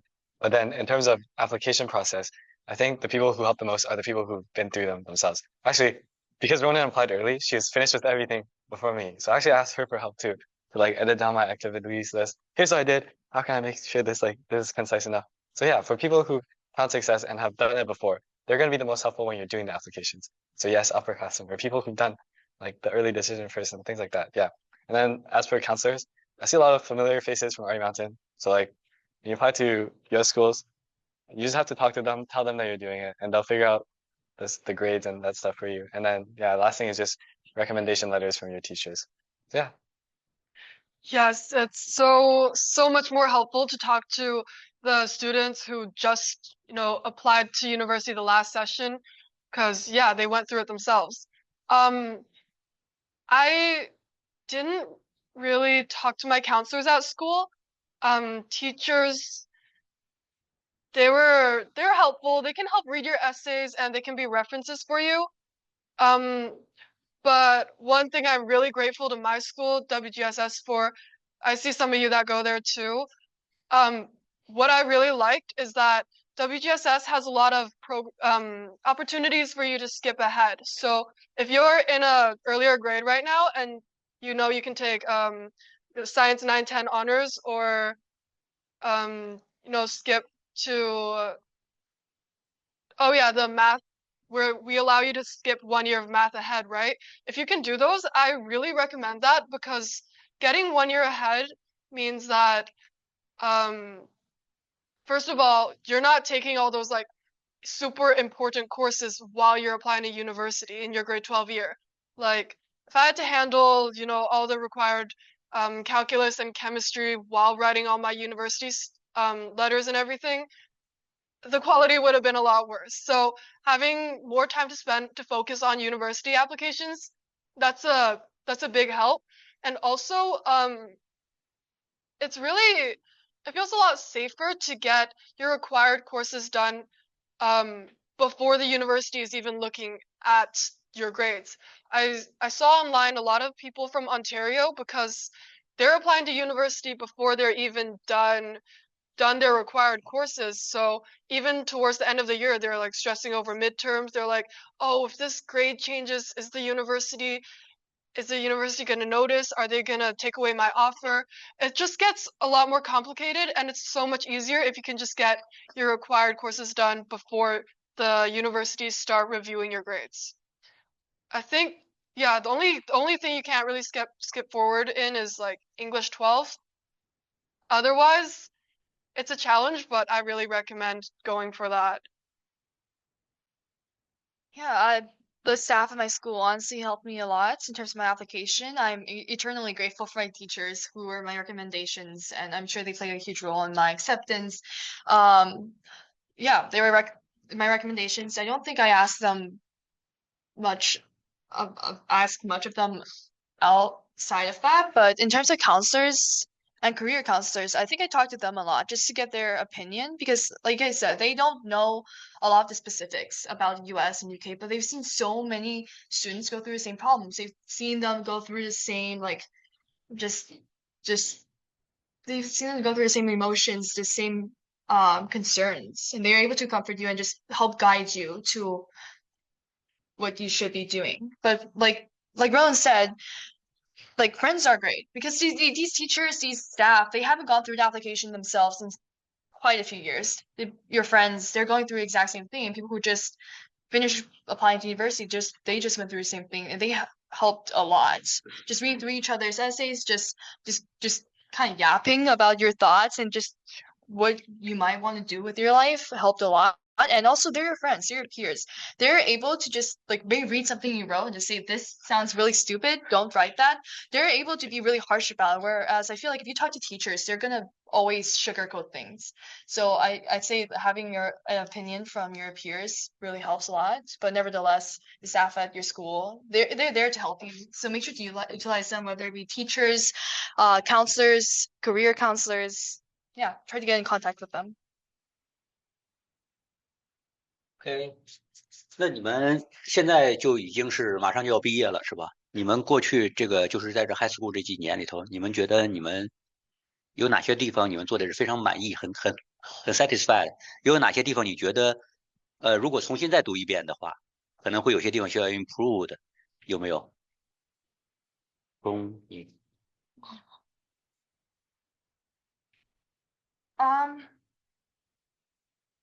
？Honestly, The new question I have not told you to prepare. Okay. I think honestly, I'm not saying I regret studying so much, but I do regret placing such a huge emphasis on studying and not enjoying and just living in the moment as much. Because obviously you need to study to get in good university, but there's this balance between work and life. And you're only this young once. I think doing things you love outside of just studying helps a lot. And like we said before, doing that stuff, like even though it's not like strictly school related, it also helps with your uni apps because that's something you're passionate about. And likely there's a really high likelihood that whatever major you go into is related to what you enjoy doing. So don't think of it as a waste of time. It's just something that you're doing while you're trying to discover what you want to do and what you want to be. And yeah, I think I regret not spending more time just enjoying myself and exploring hobbies, exploring what I want to do, because that also helps you figure out what you want to pursue in life. So yeah, still study, just be more conscious of what else you're doing. Yeah, I'm happy I studied really hard throughout high school. But like you said, you need to have a balance. Sometimes if you study too hard and you don't live enough of different other aspects of life, you don't really know what you want to do later on, right? If all you know is like copying down textbook problems and solving them, you're not going to know if, career in math, for example, is actually what you want. What I would have done more, my favorite experience in high school was going to the UBC Physics Olympics. I had so much fun. Do you guys go? Yeah, it's so much fun. And it's like doing something like that when I was there, I was in the lab and I was like, wow, like It's a different feeling than when you're in class. There, I realized I was like working in a lab, trying to solve this problem together, working with science. I really do love that. I want to do that in the future. So it's, you know, actual experiences and putting yourself out there, doing different events. That's where I think you'll also get more valuable insight on what you actually want to do when you're older. So definitely try to get a variety of, outside experiences plus studying. Getting more outside experiences also means you can improve your social life. So yeah, that's a plus. And yeah, you just never want to end up in a place where you studied so hard, but you don't even know what you want to do or what you like. That makes it so not worth it. Yeah. Yeah. And then for me, same. I'm pretty content with how I lived my last 4 years then. Just explore different things, try what I thought I liked. Yeah, the one thing I would say is just maybe after the 4 years, just don't have regrets. If you think you might enjoy something, just try it out. And then I guess worst case scenario, you don't like it and then you just don't do it. But at least you know now. Because at the end of the 4 years, if you look back and you can answer this question, and if he asks me, hey, what was your biggest regret? And you immediately have an answer, that's probably not good. Try to have no regrets. Do what you like. Even try to find out what you don't like. And maybe you'll find, I don't know, new joy in your life that you never knew before. So for me, like, so starting off with, like, I guess regrets is, like, number one, like, don't be lazy in school. So I think, like, obviously they all talk about, like, you don't have to, like, study, like, so sometimes, like, leave room for enjoyment, time outside of studying. That is really, really important. But I also want to, like, touch on, like, don't be too lazy in school. Sometimes, if you're too lazy in school, it's like you don't have the best, like, work ethics. You don't have the best time management, things like that. So don't be too lazy in school. I might have slacked off a little bit, and that led to some regrets. But overall, like, you have to be, like, lucky, and you have to, like, not procrastinate, like, obviously. And then secondly is not starting things earlier. This kind of ties into procrastination a little bit, but also is, like, sometimes we fall into, like, a loophole of, like, stagnancy, right? It's like we're comfortable with something, so we just, like, keep doing something that we're comfortable with and not extending outside of that just because our own little circle, we're really good at something that we do, right? It's like, for example, you play, like, one sport, you're really good at it, and you just don't do anything else because you're very comfortable, right? So for me, I regret not starting things earlier because in my grade 9 year, I didn't really do much outside school. My grade 10 year, I started, like, finding a lot of things that I wasn't good at, right? And that made me think, oh, maybe I should try those things. And it wasn't until, like, end of grade 10 that I actually started doing them. So this also leads to the thing that I think I do reflect on that I did well, like, the last 4 years, and I don't regret is trying things that you're not good at, right? It's like you're not good at anything that you don't start. And I was in grade 10, I was not good at speech and debate. I was horrible, actually. Like, the first tournament I did, I don't think I won a single round. But then after that, it was like, oh, I found it fun, so I kept doing it, right? And then at one point you start winning a lot, and then you get, like, the thrill of, like, adrenaline that you keep winning, and that's when you know that you're, like, you like doing something, right? So start things that you're not good at. Back then, like, I started, like, doing music theory randomly, even though I quit piano, like, 3 years ago.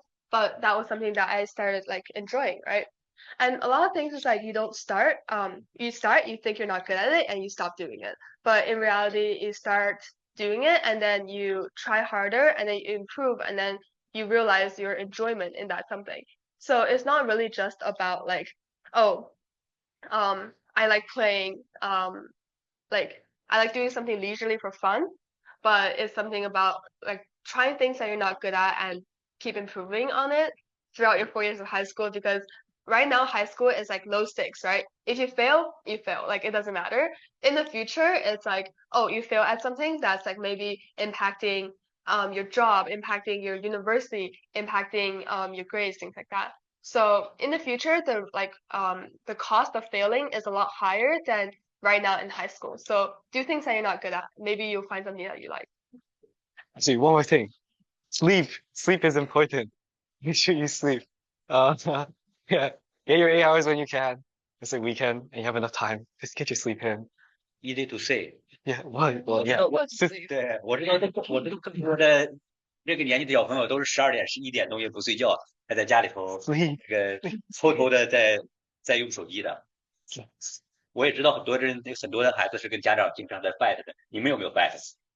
No. 啊，你没有啊？你爸爸妈妈没在这儿。But just sleep. It's good for you. Health is important. 你们都就是申请的学校，你们都 physically 都去过吗？你是去过吗？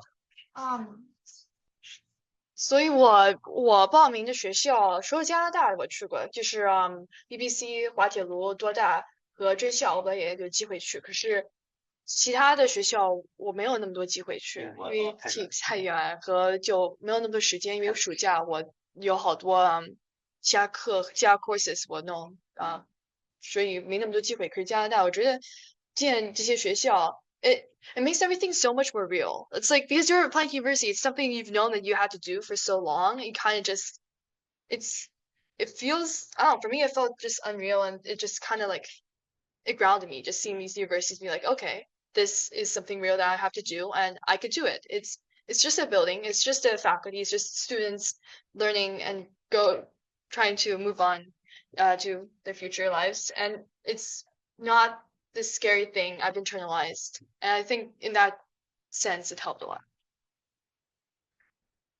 So I visited UBC, U of T, and McGill. I haven't visited all the places I applied to. It's definitely worth going. For example, I didn't really like Toronto when I visited. I thought the city was a bit scary, too messy.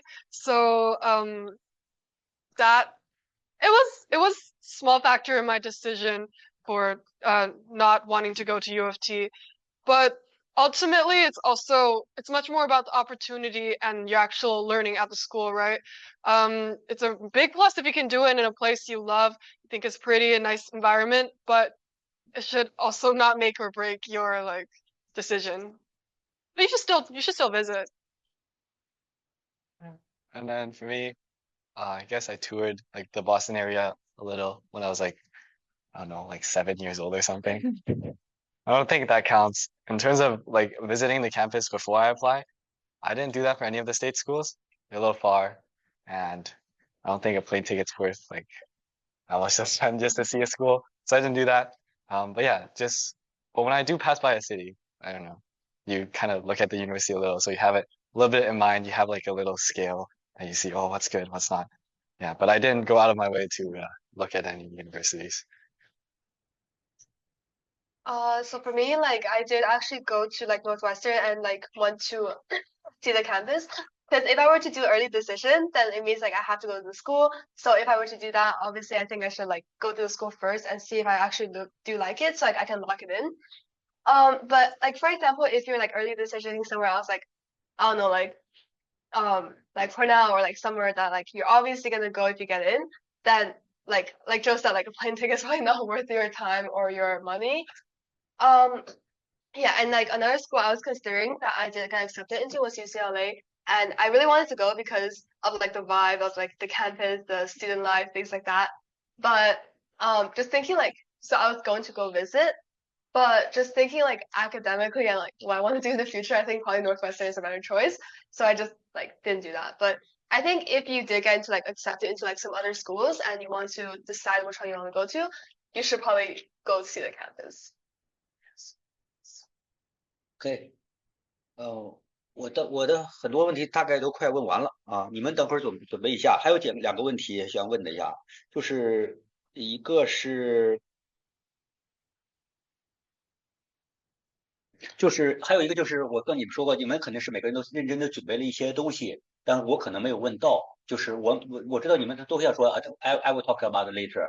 但是后来我就忘了问了的，这样的问题就是你们每个人就是有哪些东西你觉得你们应该要给我们的给我们的学弟学妹分享，但是我没有问的，你们每个人都说一下。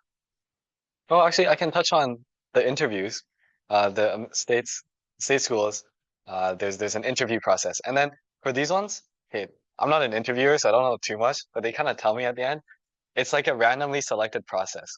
So then, like once you shoot your application, I got an interview from MIT and Harvard, and then they told me it was random. So I gotta believe them, I guess. And then for the MIT one, conveniently, the guy lived in like Washington, like the Washington state. So he drove up here. He's like, I'll interview you. Like, okay.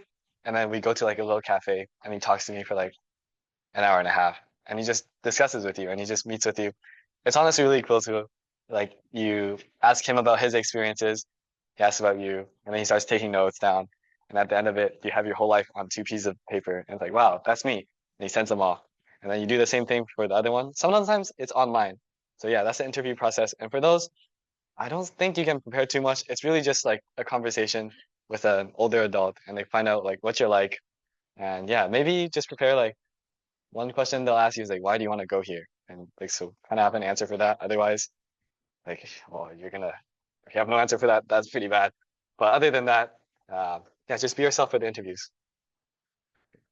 I can share a bit about the interviews I did too. So mine were a lot less serious.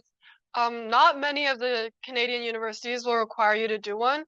I think it's specific programs. I think I had to do it for software engineering at Waterloo and engineering science for U of T. Oh, and Queen's Health Science. I think that was it.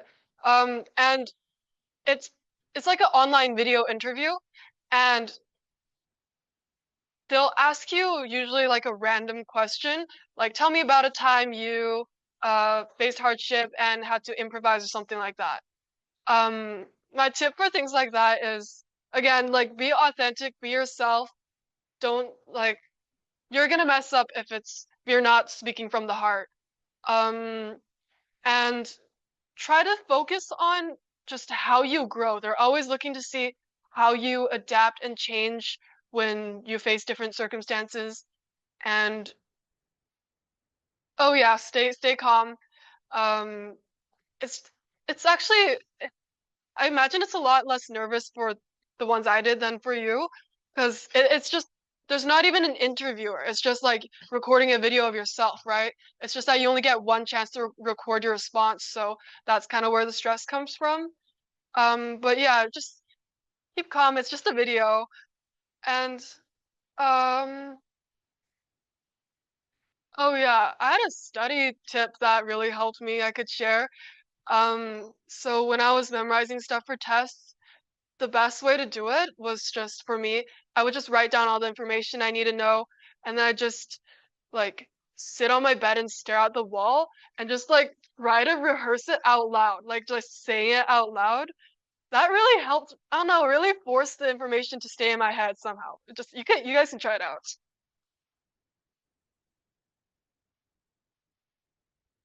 I think something which I don't think I touched on that much was I touched on a bit, but it's like RMC is kind of very different from a normal civilian university, which I don't think most people really realize the extent which is different, because not a lot of people know RMC unless they know someone in the military. I remember talking to someone about RMC and they're like, "Oh, RCM, the music conservatory." I'm like, so RMC, like I mentioned before, when you go there, you're applying for a job.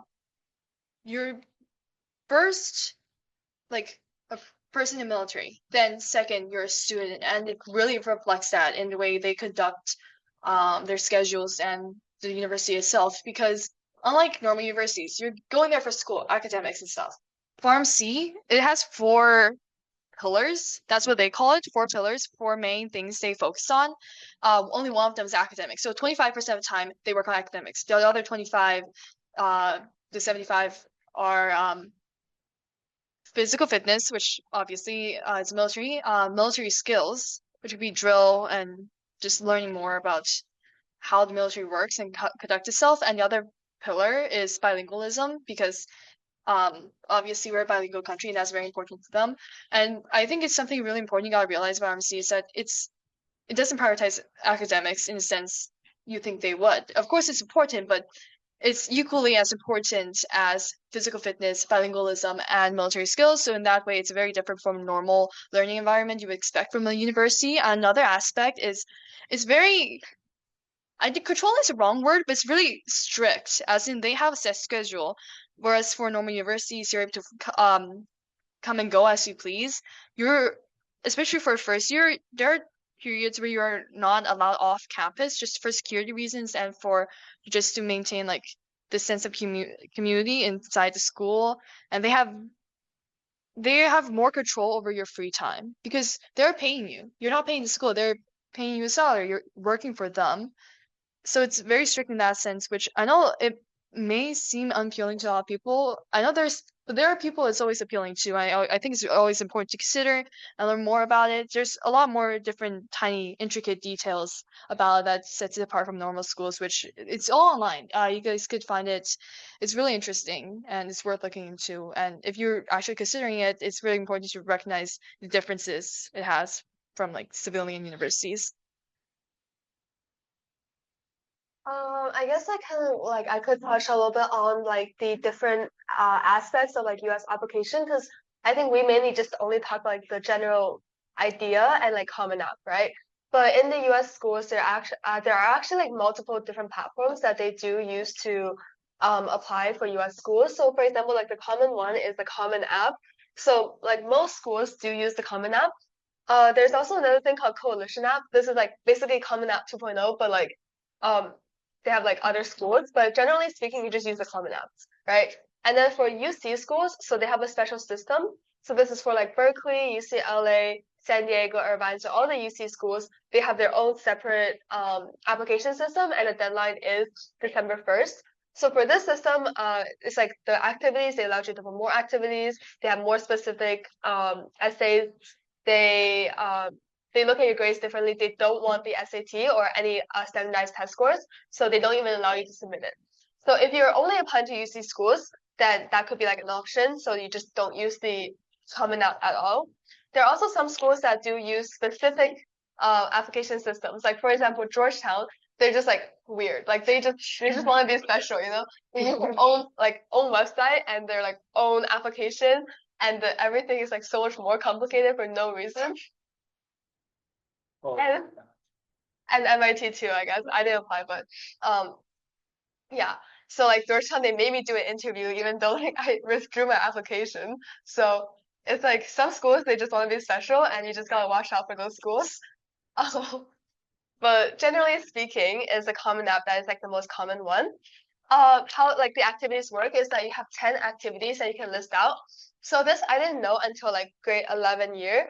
So like it's like if you do like more than 10 activities, you have like 20 activities, you can only put 10 on there. So pick your best ones, obviously. And the award, they only let you put 5 awards. So even if you have like 10 national debate awards, you can only put like 5 of them. And obviously you should show some variety, right? So don't just put like 5 of the same category awards in. So this is something that I didn't know, and that made me realize like, oh, it's not about the quantity, it's more about the quality, right? So you don't have to think about like 20 different things that you can do before you graduate, but instead focus on some things that are most important to you and you can achieve the best results on. So that is, I guess, like my main advice for something that you need to know before you get into the application season, because, you know, it's not great when you like click onto the application and it's like, oh, I can only put like this many things down here, but you had like prepared so much more than that. So yeah. And something I forgot to mention, because I know we were talking about scholarships and funding a bit earlier. Because obviously in Canada it's so expensive, but it's cheaper than American and UK schools. I know for US there's a lot more scholarships available and more funds from the school itself. Something you have to be aware of for UK schools, because it played a huge factor in my ultimate decision to like stay in Canada. Their schooling is expensive and they don't have much scholarships available. And once they do have, there's very, very, very few full rides. So for instance, on average from the schools I've looked at for the UK, a year's tuition, just tuition by itself, is $70,000 Canadian. And then you have to add more, and by the time you like account for housing and food and just the daily expenses, is probably like $100K a year at least. And so scholarships is very important, but UK, they don't have any like just automatic entry scholarships. That's one thing. Second, most scholarships, they have a few, are like maybe 5,000, 10,000 pounds, which is like maybe 20K, 10K Canadian, which does not even cover like a quarter of the money you'll spend otherwise. And there's very few full rides. For example, I was looking to University College London, one of the schools I was really considering. I actually adored. But the thing is, for full rides, of their entire like entering like entire like international students that's entering the school, they only offer 33 full rides. And the scholarship is not based on academic merit. It's not based on extracurriculars. It's just based on like just how much you needed, which if you compare yourself, like you might think you need a lot, but if you compare yourself to those people in war-torn countries who like literally do not have houses and that stuff, it's really hard to achieve. And also of the 33, I think they also have very strict requirements. Like for example, 3 of them has to be given to people of Indian descent. And it's just really complicated. So it's something we really have to consider when applying to UK schools, because while it is a great opportunity, it costs a lot, and you have to consider whether it is worth it. But you can also think of it in a different way, where it's like you'd save time. That's something I was considering a lot, especially if you're going there for law or medical school. You save like at least 4 or 5 years of your life because you don't have to go get a bachelor's degree. So it's something you have to consider. Is it worth it for you? It may be for some people, it may not be for others. OK， 现在快4点钟了啊，那我就问最后一个问题了啊，不是这个最后一个问题是没有让你们准备的，其实是更轻松一点。你们4个人有些是朋友，有些是不是很熟啊，你们互相找一个人问一下子其中另外一个人一个问题，你们可以随便挑着问啊，选一个人问，问完以后我们就把下面的问题交给你们，你们如果有什么问题的话就可以问了。问完之后，我接下来就是线上如果有问题的话呢，我会把线上的问题 pass 给你们。然后如果没有问题的话，我们今天就结束了。Well, I'll ask one of you. Well, all 3 of you. Choose one. Oh, okay, 3 of you. A bit about IB, because I think, like, I guess like the workload is, how does it compare to AP? I don't know if you guys know, because AP you can like choose any courses you want, and the exam is also optional for WGSS at least, and I guess it's more flexible. So is there a pro to a full IB program? Same. For IB, if you choose to do a full diploma, you kind of have to be well-rounded because you don't get to pick and choose a specialty. Like you have to take English, you have to take your math, you have to pick some social sciences. So yeah, in terms of IB, if you feel like you're well-rounded, then sure, go for it. And then in terms of workload, yeah, every class has like IAs and stuff. I mean, there's just IB jargon at this point, but there's like different requirements that you need for all of them. But I guess it's a good experience because everyone's kind of in it together. Like people complain about CAS together, which is odd. Things just, yeah.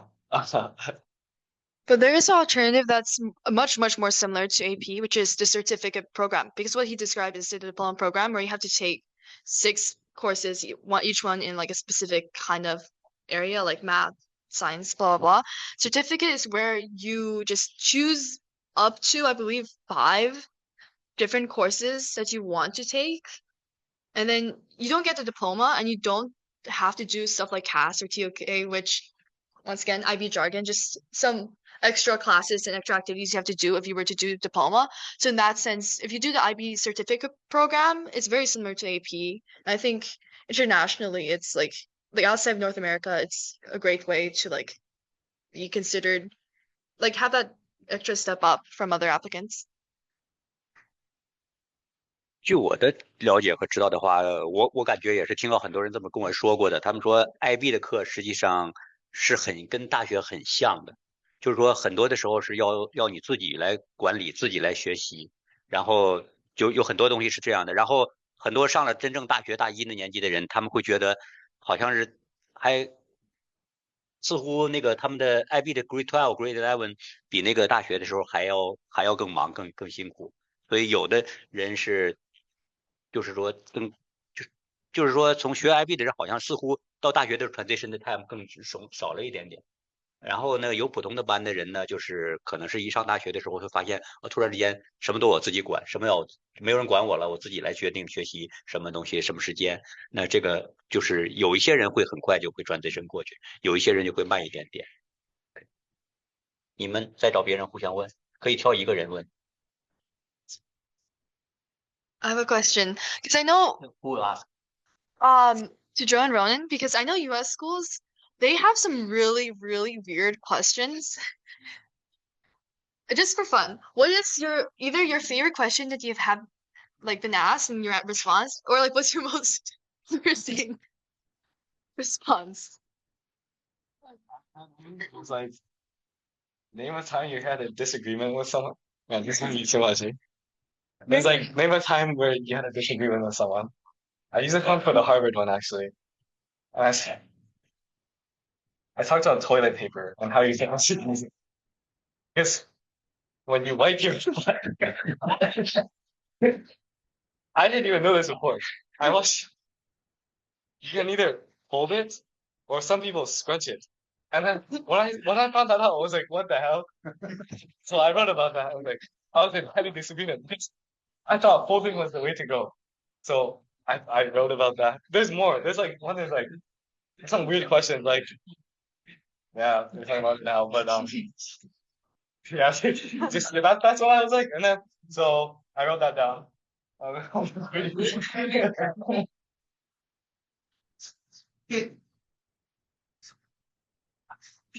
Yeah. 还有吗？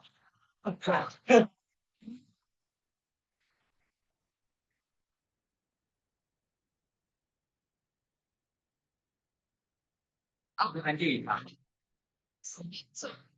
University of Southern California. They asked like a bunch of like one-worded questions or like short answers. So there was one like, what is like your dream job? Things like that's like really general, right? But it's like you can use like very creative answers for it. So I said like what my dream job was, like I want to be like a statue performer. You know those people in like circuses and like they stand there with like silver paint and like you walk past them, you don't know who they are. You don't know if they're like alive. And then you walk past it and they like start scaring you. I said something like that. And they also like ask you like, what's your favorite snack or like what's your like favorite food? Just like pretty like answers that you can be like pretty creative with. That's like yeah. Yeah, there's so many. Yale has one where it's like you have like what 3 words to answer, or something is like, "What's your inspiration?" Like 3 words. You really say Oh yeah. like 3 words to describe you. Or one was like, "Oh yeah, something that inspires you," and I roasted the Fahrenheit system. I was like, "Oh, the Fahrenheit," because you know how Fahrenheit is like, was it 32 is freezing or something. I said it's useless, but it's still people still use it. And I said it inspires me. I just put that down. But there's a lot of interesting ones there. I just chose to have fun with it. Yeah. So yes, Yeah, it's like something that, like 3 words to, like describe you. Some people use like an acronym or like I don't know, like I put like the like Nike model like just do it. But just like either way so it can be like pretty funny. I'll ask Ivy a question. So like I know you applied for like a lot of Canadian schools and got like really good schools. Why was it like engineering or health? Like they seem like very like different majors or like very different careers. Oh yeah, for me, I knew I liked STEM, but I like all of STEM, so I can really decide on just engineering. If it's just engineering, then I don't get to learn science, and if it's just health science, then I don't get to learn like math and physics. I should have no, going back, I really should have chosen something more in the middle, like biomedical engineering, but at the time my reasoning for that is you can't learn it all, right? Like if you get a mixed program like that, you get a bit of both, but you also don't get as like good at either because you're kind of stuck in the middle. And I think usually if you can really focus on one thing and do that one thing really well, that's a lot more useful for your future career and getting jobs. Yeah. I see. you got more crazy essays. Tell them more. I got in like a bike accident. Oh. Is there? Yeah. 谁还有问题 Ask a question. Yeah. Oh, okay.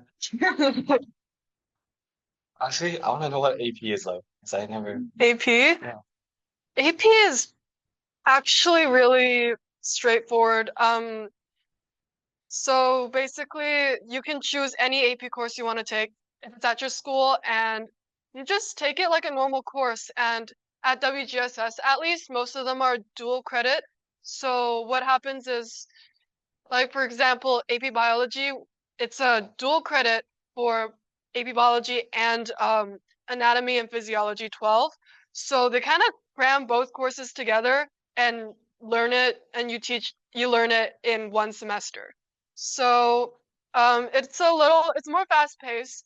It's challenging for sure. But I think I would recommend it. I like if you have people around you that are also going through like the same struggles, it makes it a little better. It's a fine experience. You'll get stressed sometimes, but it's like, yeah, it's all right. And you don't have to overload yourself with AP courses. You can take like just a few, right? So you get a lot more freedom. With the actual AP exams, I only took one. You can get really stressed studying because all of them are taken in like a 2-week span. So basically, it's around the same few days. You need to be prepared for all of them for those few days. So studying for those alongside your normal courses, that can get really hard. I know I've seen my friends go through that. Overall though, if you can't do IB and you want to apply internationally, definitely I would recommend it. But yeah, if you're staying in Canada, it can be a good challenge, but it won't help you as much as you think it would. Unless you want to like skip courses in university. Sometimes if you take the exam and you get credits, they let you skip courses. But that didn't appeal to me because I felt like first year is hard enough, and if I'm skipping into even harder second year courses, I might get too stressed. So yeah. OK， 好的，那我们现在到了下面的环节了，提问环节了。我们下面有谁有问题的话，可以先举手，然后我把这个。好的。好，四位同学们，你们好，我可以说中文吗 ？OK，那我有一个问题呢，就是你们在大学的就是在申请大学的时候，或者这一段时间里面，11、12年级，有没有说哪一门课程更重要？还有说你们要申请的这些都是藤校和高等，就是比较好的一些大学，它的 minimum 它的那个 bar 的成绩的那个 bar 在哪里？这第一个问题。第二个问题就是像两位是申请了美国的大学，那你们在学费这一方面，只是说全款的是父母的这个 support， 还是说学校会有一些这个奖学金呢，或怎么样去帮助你们？那最后一个问题就是说，对7到11年级，就在你们之前的这几年的这个小朋友们、小学生们，他们你会有一些什么样的建议？就是说他们需要从现在就开始来为这个时候做准备吗？还是说可以到了高中10年、11年级再来去做一些这样的转变？好，谢谢。对，说是那个国际文凭课程，我两个都说吧，这样 OK。一个就是国际文凭课程，它看你的成绩，它有一个叫标准水平，还有一个叫高级水平，英文就是 HL 和 SL。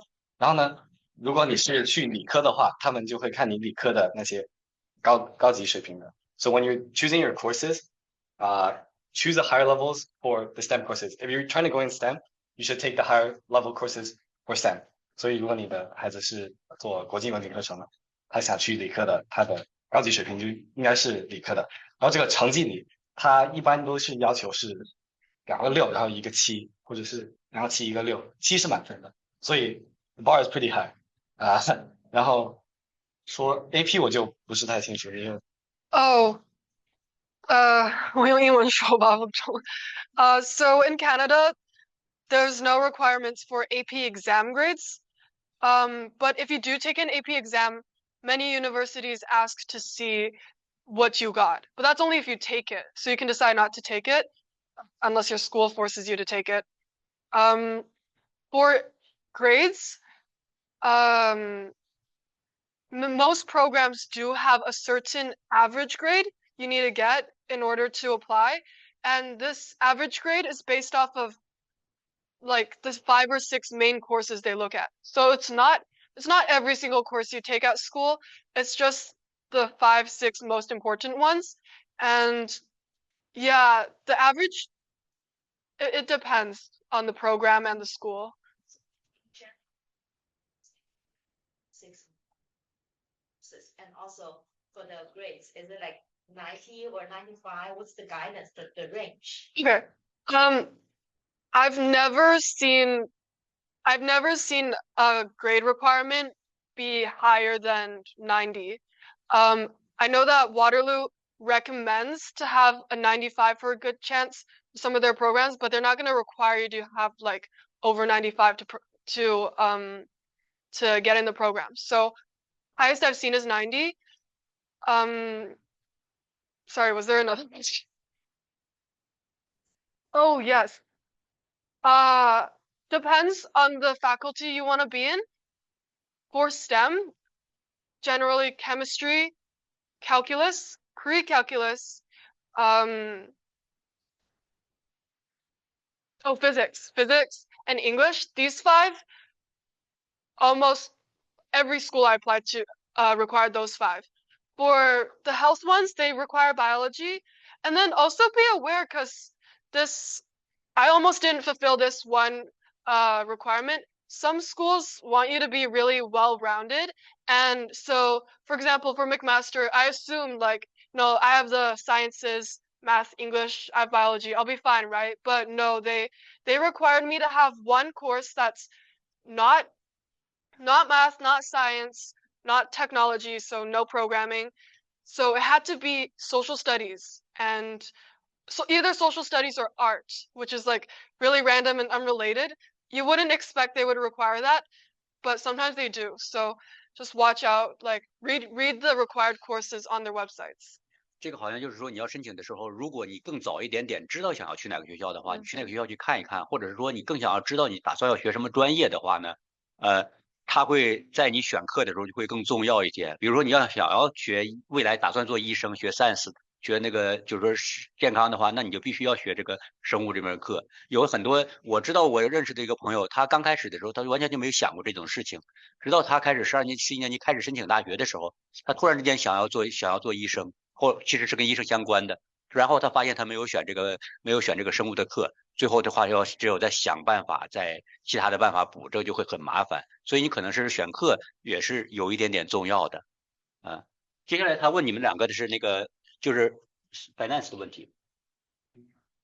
Okay, I'll talk about mine first.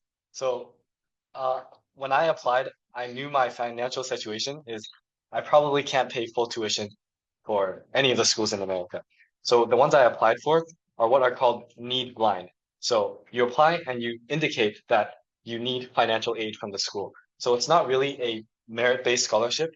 It's more just financial aid. So you send in your like income level, and then they judge that and say what's a reasonable amount that they'll pay you to go to the school as well. So to do that, of course, schools at the end are still like, especially the private schools, they're like businesses. They don't want to just hand out money. So if they're not need blind, they'll see that you need money, and your chances of getting in will diminish. But for schools that are need blind, they don't care that you need money. I guess they have enough resources to just fund you. So I applied to those that are need blind. And then I got lucky with my financial package. It's like more or less covered fully. But other than that, yeah, I would not be applying to one that had to make me pay full tuition. Yes. You don't need to consider, if you really need money, you say that, but that will not give you a less chance to go into the Yes, yeah. So those are called need blind schools, but there's only very few of them. When I applied, there's only 8 of them. And then so yeah, those 8. So some other school, if you told them I need money, probably you will have less chance. Yes, I think so. So actually, like touching more on that, The schools that I applied for were mostly need aware, so I didn't apply for financial aid. So that means, and also like your schools are really stingy with international students, so they would not give you money if they could not give you money. So I didn't apply for any financial aid or anything like that. Need blind schools are usually like the very rare occurrences. So it's like only very few of them. And I know a friend who is going to UBC with a presidential scholarship, so like full ride. But when she applied to all the US schools, she even has legacy at Princeton University. When she applied to all the US schools, she got rejected because she indicated financial aid, even though she was extremely impressive, like full score, best like extracurriculars, and also like legacy, but she did not get in because of financial aid. So I think like they really care about financial aid, especially for international students. Yeah, and the third question was about like for grade 8 to between grade 7 to 11. What's your recommendation like for them? Because right now they probably do not have a lot of homework. They still have a lot of free time and play with all their like extra curriculum as you said. But for them, but later on when you grade 11 or 12, it'll be very busy and very focused on your academic. For this transition, or when do they need to prepare for this transition? Like any suggestion for that? So I would say like start as early as you can. I think this goes for everything, right? If you want to succeed at something, you need time, right? And a lot of the people that I know from like Vancouver, Richmond, they all start preparing like way before, and they end up with like the best chances at like elite universities. So like for example, one of my friends who got into Columbia, she was like an art major, so she started preparing her portfolio like years ago.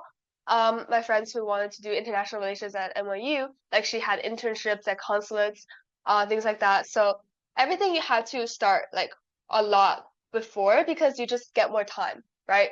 To get like the best chances of getting in, especially as the years goes on, the acceptance rates keep dropping. It gets harder and harder every year. So generally people start earlier and earlier. Me personally, I started like, I would say too late. Well, not like too late, but I started relatively later than most people that I know, which is like grade 11 ish, like early grade 11, late grade 10. But I think like people who started like doing debate in like grade 8, going to conferences in grade 8, they end up with like better chances. Cause yeah, like some people who made it to Kim Canada, they got like really good offers from like Harvard and from like other universities. So I would say like one of the best chances start earlier with like doing extracurriculars that like actually matters for. Yeah. 可以，这还有，我先是学生吧，我们先学生问题，如果学生没有问题的话，我就再给家长。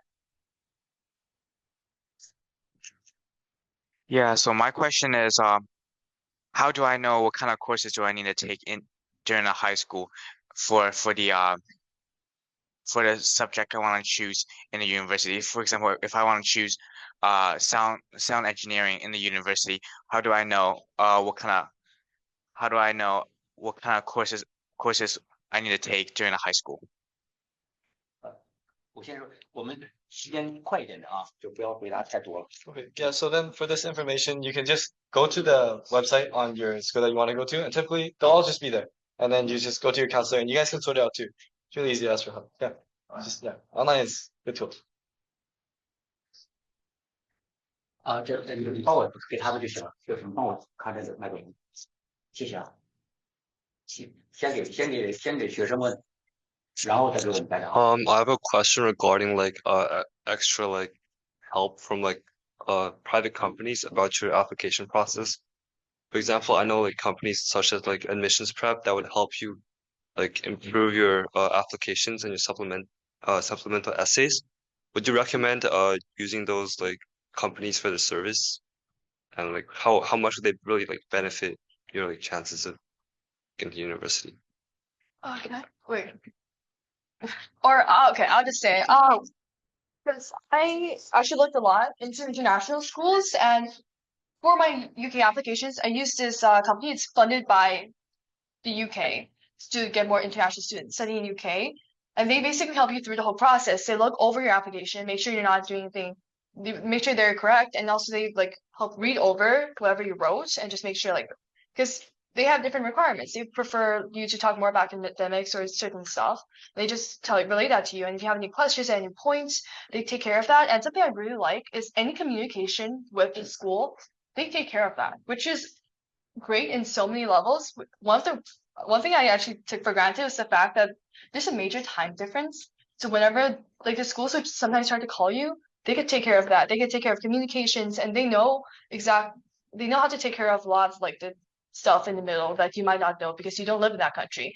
And they just help with so much of it. And I'm really grateful for that service. And I know they have the same one. I'm not sure if you guys use it for the US called, I think it's Study in US, and they have similar ones all throughout. They have ones for Japan, for Poland, for Germany, for France. I really encourage you guys to use those resources because a lot of them are funded by the countries themselves. So they're legit. They're professionals. They've been doing this for so long. They've helped thousands, if not more, students with these kind of things. And they're professionals. They know what to do. You could trust them. Yeah, they're a great source. Do you know any specifically for Canadian universities? For Canadian, I didn't use any for Canadian.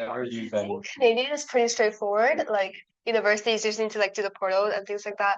So I don't think you need like private consulting for Canadian universities. Like some other private consulting companies that are like paid services, especially going to US. I know there's so many that's like going up right now.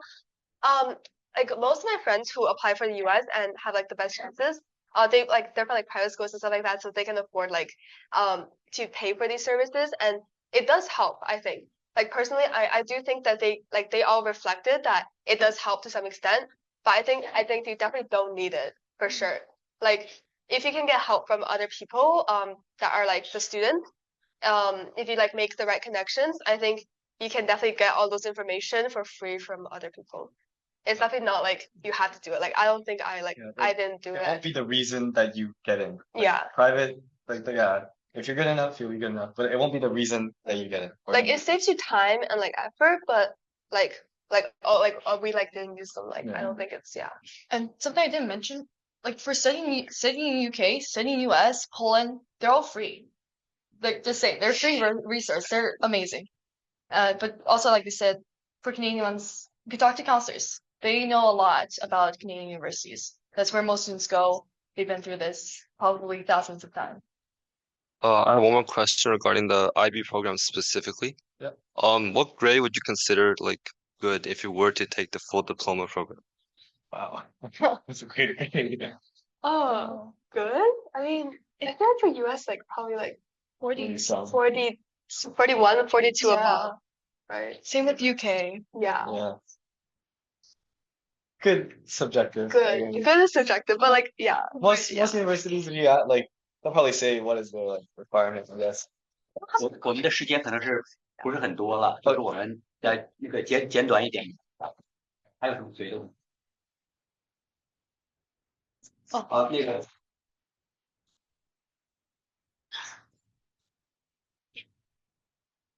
我想问一下，就是我们申请大学的时候会有 top 5、top 6嘛？然后这个 top 6是我们自己选，我们成绩最好的嘛？然后包括如果我们递交成绩的时候是把我们11、12年级全部递交上去，它的 average 它是根据我们这 top 6，还是说根据我们所有的成绩一起？而且这些成绩重要吗？就是它肯定没有 top 6重要，但是它也会被看作是一个评判标准吗？ So your average is calculated from your top 5 or top 6. So it's not all the courses, but most will see all of your grade 11 and 12 courses. I think grade 10 too. Your transcript will have grade 10 to 12. They don't really care about grade 10, but they can see all of them, but your average is only from the top 5 or 6. You don't really get to choose. Like they say it's top 6, but it's really the 5 required plus one other your best grade. So it's actually pretty rigid what courses they're talking about. Sorry, what was your last question? 那个除了 top 5以外，其他的它也会被看作是一个标准吗？就是如果你会因为你其他的成绩不够好而被拒绝吗？ It's not super important. Like, okay, let's say 2 applicants have the same have the same top 6, then they would look at, oh, but this applicant, their other courses are a bit better. Maybe then it would matter. It's mostly your top 6 or top 5. That's, yeah. 我想问就是，如果我成绩一般，但是我体育还行，我能上比如那种 UBC 或者多大的大学吗？ Recruited athletes, like you can if you're really good, they'll be like, oh yeah, play for us. We'll give you money. You'll come play for us. Yeah. Like how good? How good? Yeah. Are coaches reaching out to you right now and asking you to play? Probably not. I don't know what to say to this. I mean, like, I think like sports is important, like list as extracurriculars, but grades are relatively more important. Yeah, so unless you're trying to go to play at the school as a athlete, then it's like it's good to grades, have. yeah. It's good to have, but like grades are more important. Yeah. No, that's true. You can try to contact the coach. Yeah.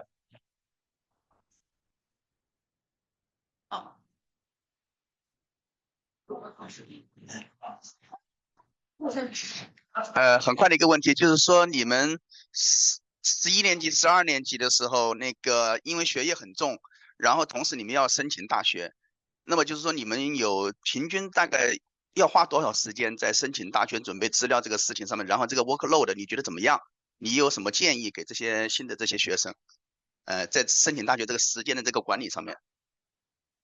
提早开始，我觉得，因为 what I did。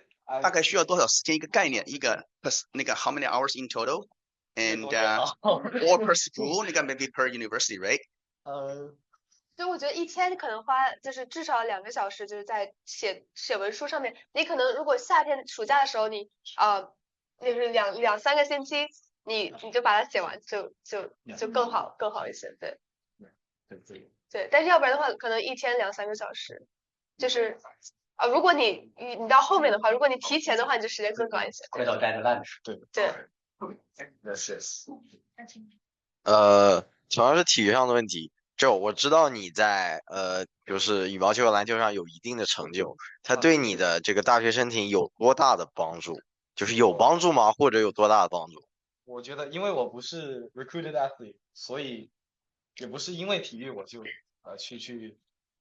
能进去这些藤校，所以我觉得帮助就在于表现出我可以在学习以外做其他事情，所以不一定就是因为体育打得好。其实我无论是省第1或者省第20，其实这个区别没什么那么大的，因为我也不是在那里帮他在校队那里打，我只是表现出在学习以外我可以做很多事情。你不需要打得非常好，只是你可以放时间在那里。谢谢。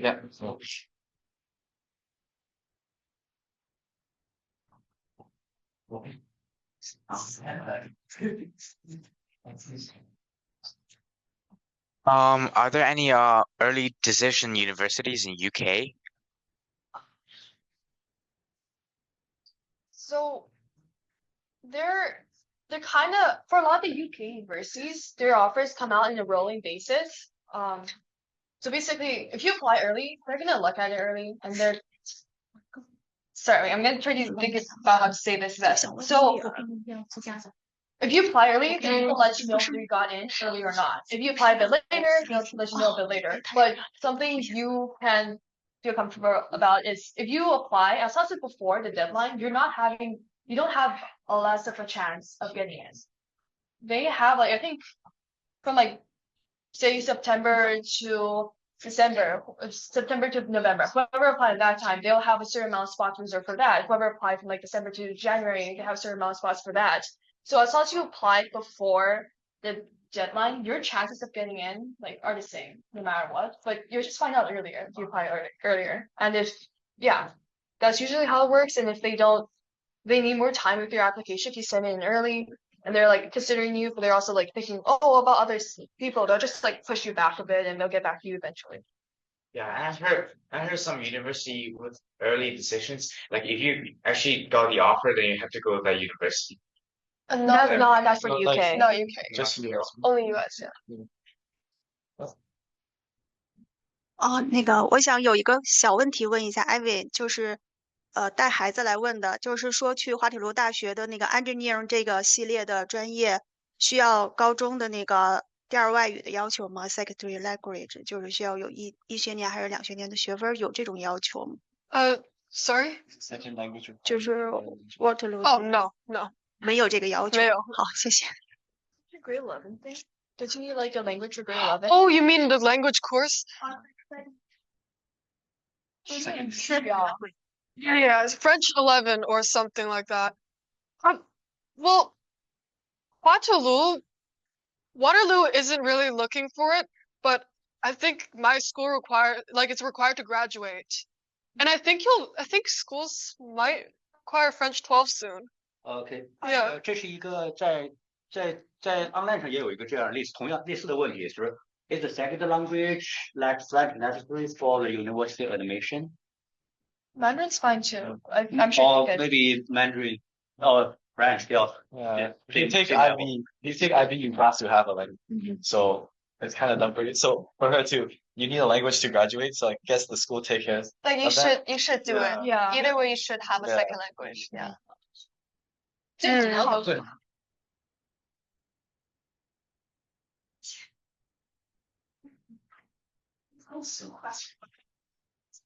In average, how many university applies? Sorry, my old school question, like average, how many university applies? Just a number. I was planning to ask pros and cons, but just get average. Like I applied 10 or. Thank you. Early decision, you only. I applied for like 6 UCs, so I applied for like 7 universities in. Including Canada and US, I did 10. I did 11 programs at 5 or 6 universities. I did 7 in North America, but for UK, I just applied to 5 because it didn't matter how many, like whether it's 1 or 5, it's still the same. Same money. Same money, same amount of writing. So I think 12 in total. Thank you. Any other question? 好，那我看看线上的啊。我有个问题，很快。2位 coding 的同学就是像你们有你说你拿着他说，你要问他话，你拿着他说。关于那个像类似于 CCC 的那个竞赛，对这个申请大学的重要性。对。这个是我在加拿大，然后另外就是他在美国的高校的认可度怎么样？谢谢。Yeah, CCC, I took it 2 years ago. I think it's important, but this year we took it, but because there's AI now, they actually rescinded all the results because everyone's cheating. So they don't even look at that. They don't tell you how well you did, and they don't tell you placement. So I don't think they look at that one anymore. But math contests, they still do. Definitely, math contests still do. Is it canceled though, or are they bringing it back with better restrictions I next hope year? they. Yeah. Yeah. So I've been. It's worth a try. Oh, but one thing you should know is, at least Waterloo. I don't know if that's what you're interested in, because Waterloo holds the CCC and the math contest, right? If you're applying to math, like CS and Waterloo, they require you to tell them if you took those contests and your score, so you can't hide it. Still do them if you have the chance to. Sure. Okay. 我下面一个线上的问题，我问完以后，再2个问题就结束了啊。这个问题是 Victoria Wang, how to apply RMCC? Is there any specific requirements, and how do you get the full amount of scholarship? Is the job guaranteed, and D&D after graduation? I think that's a lot of questions. It's going to take a lot of time. I would say probably, if you can find most of the information on the website, maybe first that one, and answer maybe make it short. Okay, so as to how to apply, you just like I said, you're applying to a job, not a university first. So you apply through the forces.ca website. There's more instructions on there. For specific requirements, like any normal school, there's classes you have to take, and it's also on there. It's normally like if it's engineering, like pretty much all schools in Canada have the same requirements all throughout. For engineering, for arts, for sciences, it's usually the same as normal universities. What's this? How do you get, as long as you get in, it's not a scholarship. It's a job. So they're kind of just paying you.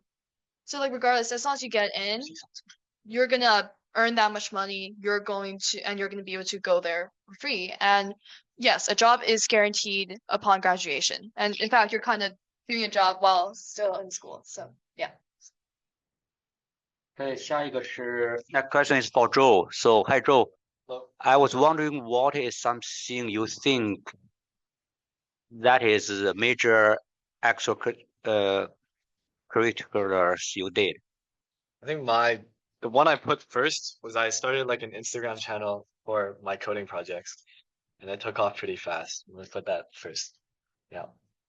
Okay, another question. Are there any tips on time management? Okay, retake. For time management. Any tips? Oh, time management. Is any tips for time man. management? Just do what you find fun. That's what I did. When it was fun, you do it, and then you just have more time than you think. Oh, I have a good tip. Switch up your environment. If you feel like you can't focus, like in grade 11 I couldn't focus, and I when I got busy, I used to like literally come here and study like till 9 every day. It like switching up the place can make it so much better. Okay. 如果是没有什么问题的话，那我们就今天非常感谢我们4位优秀的同学给我们带来的非常真心真诚的耐心的讲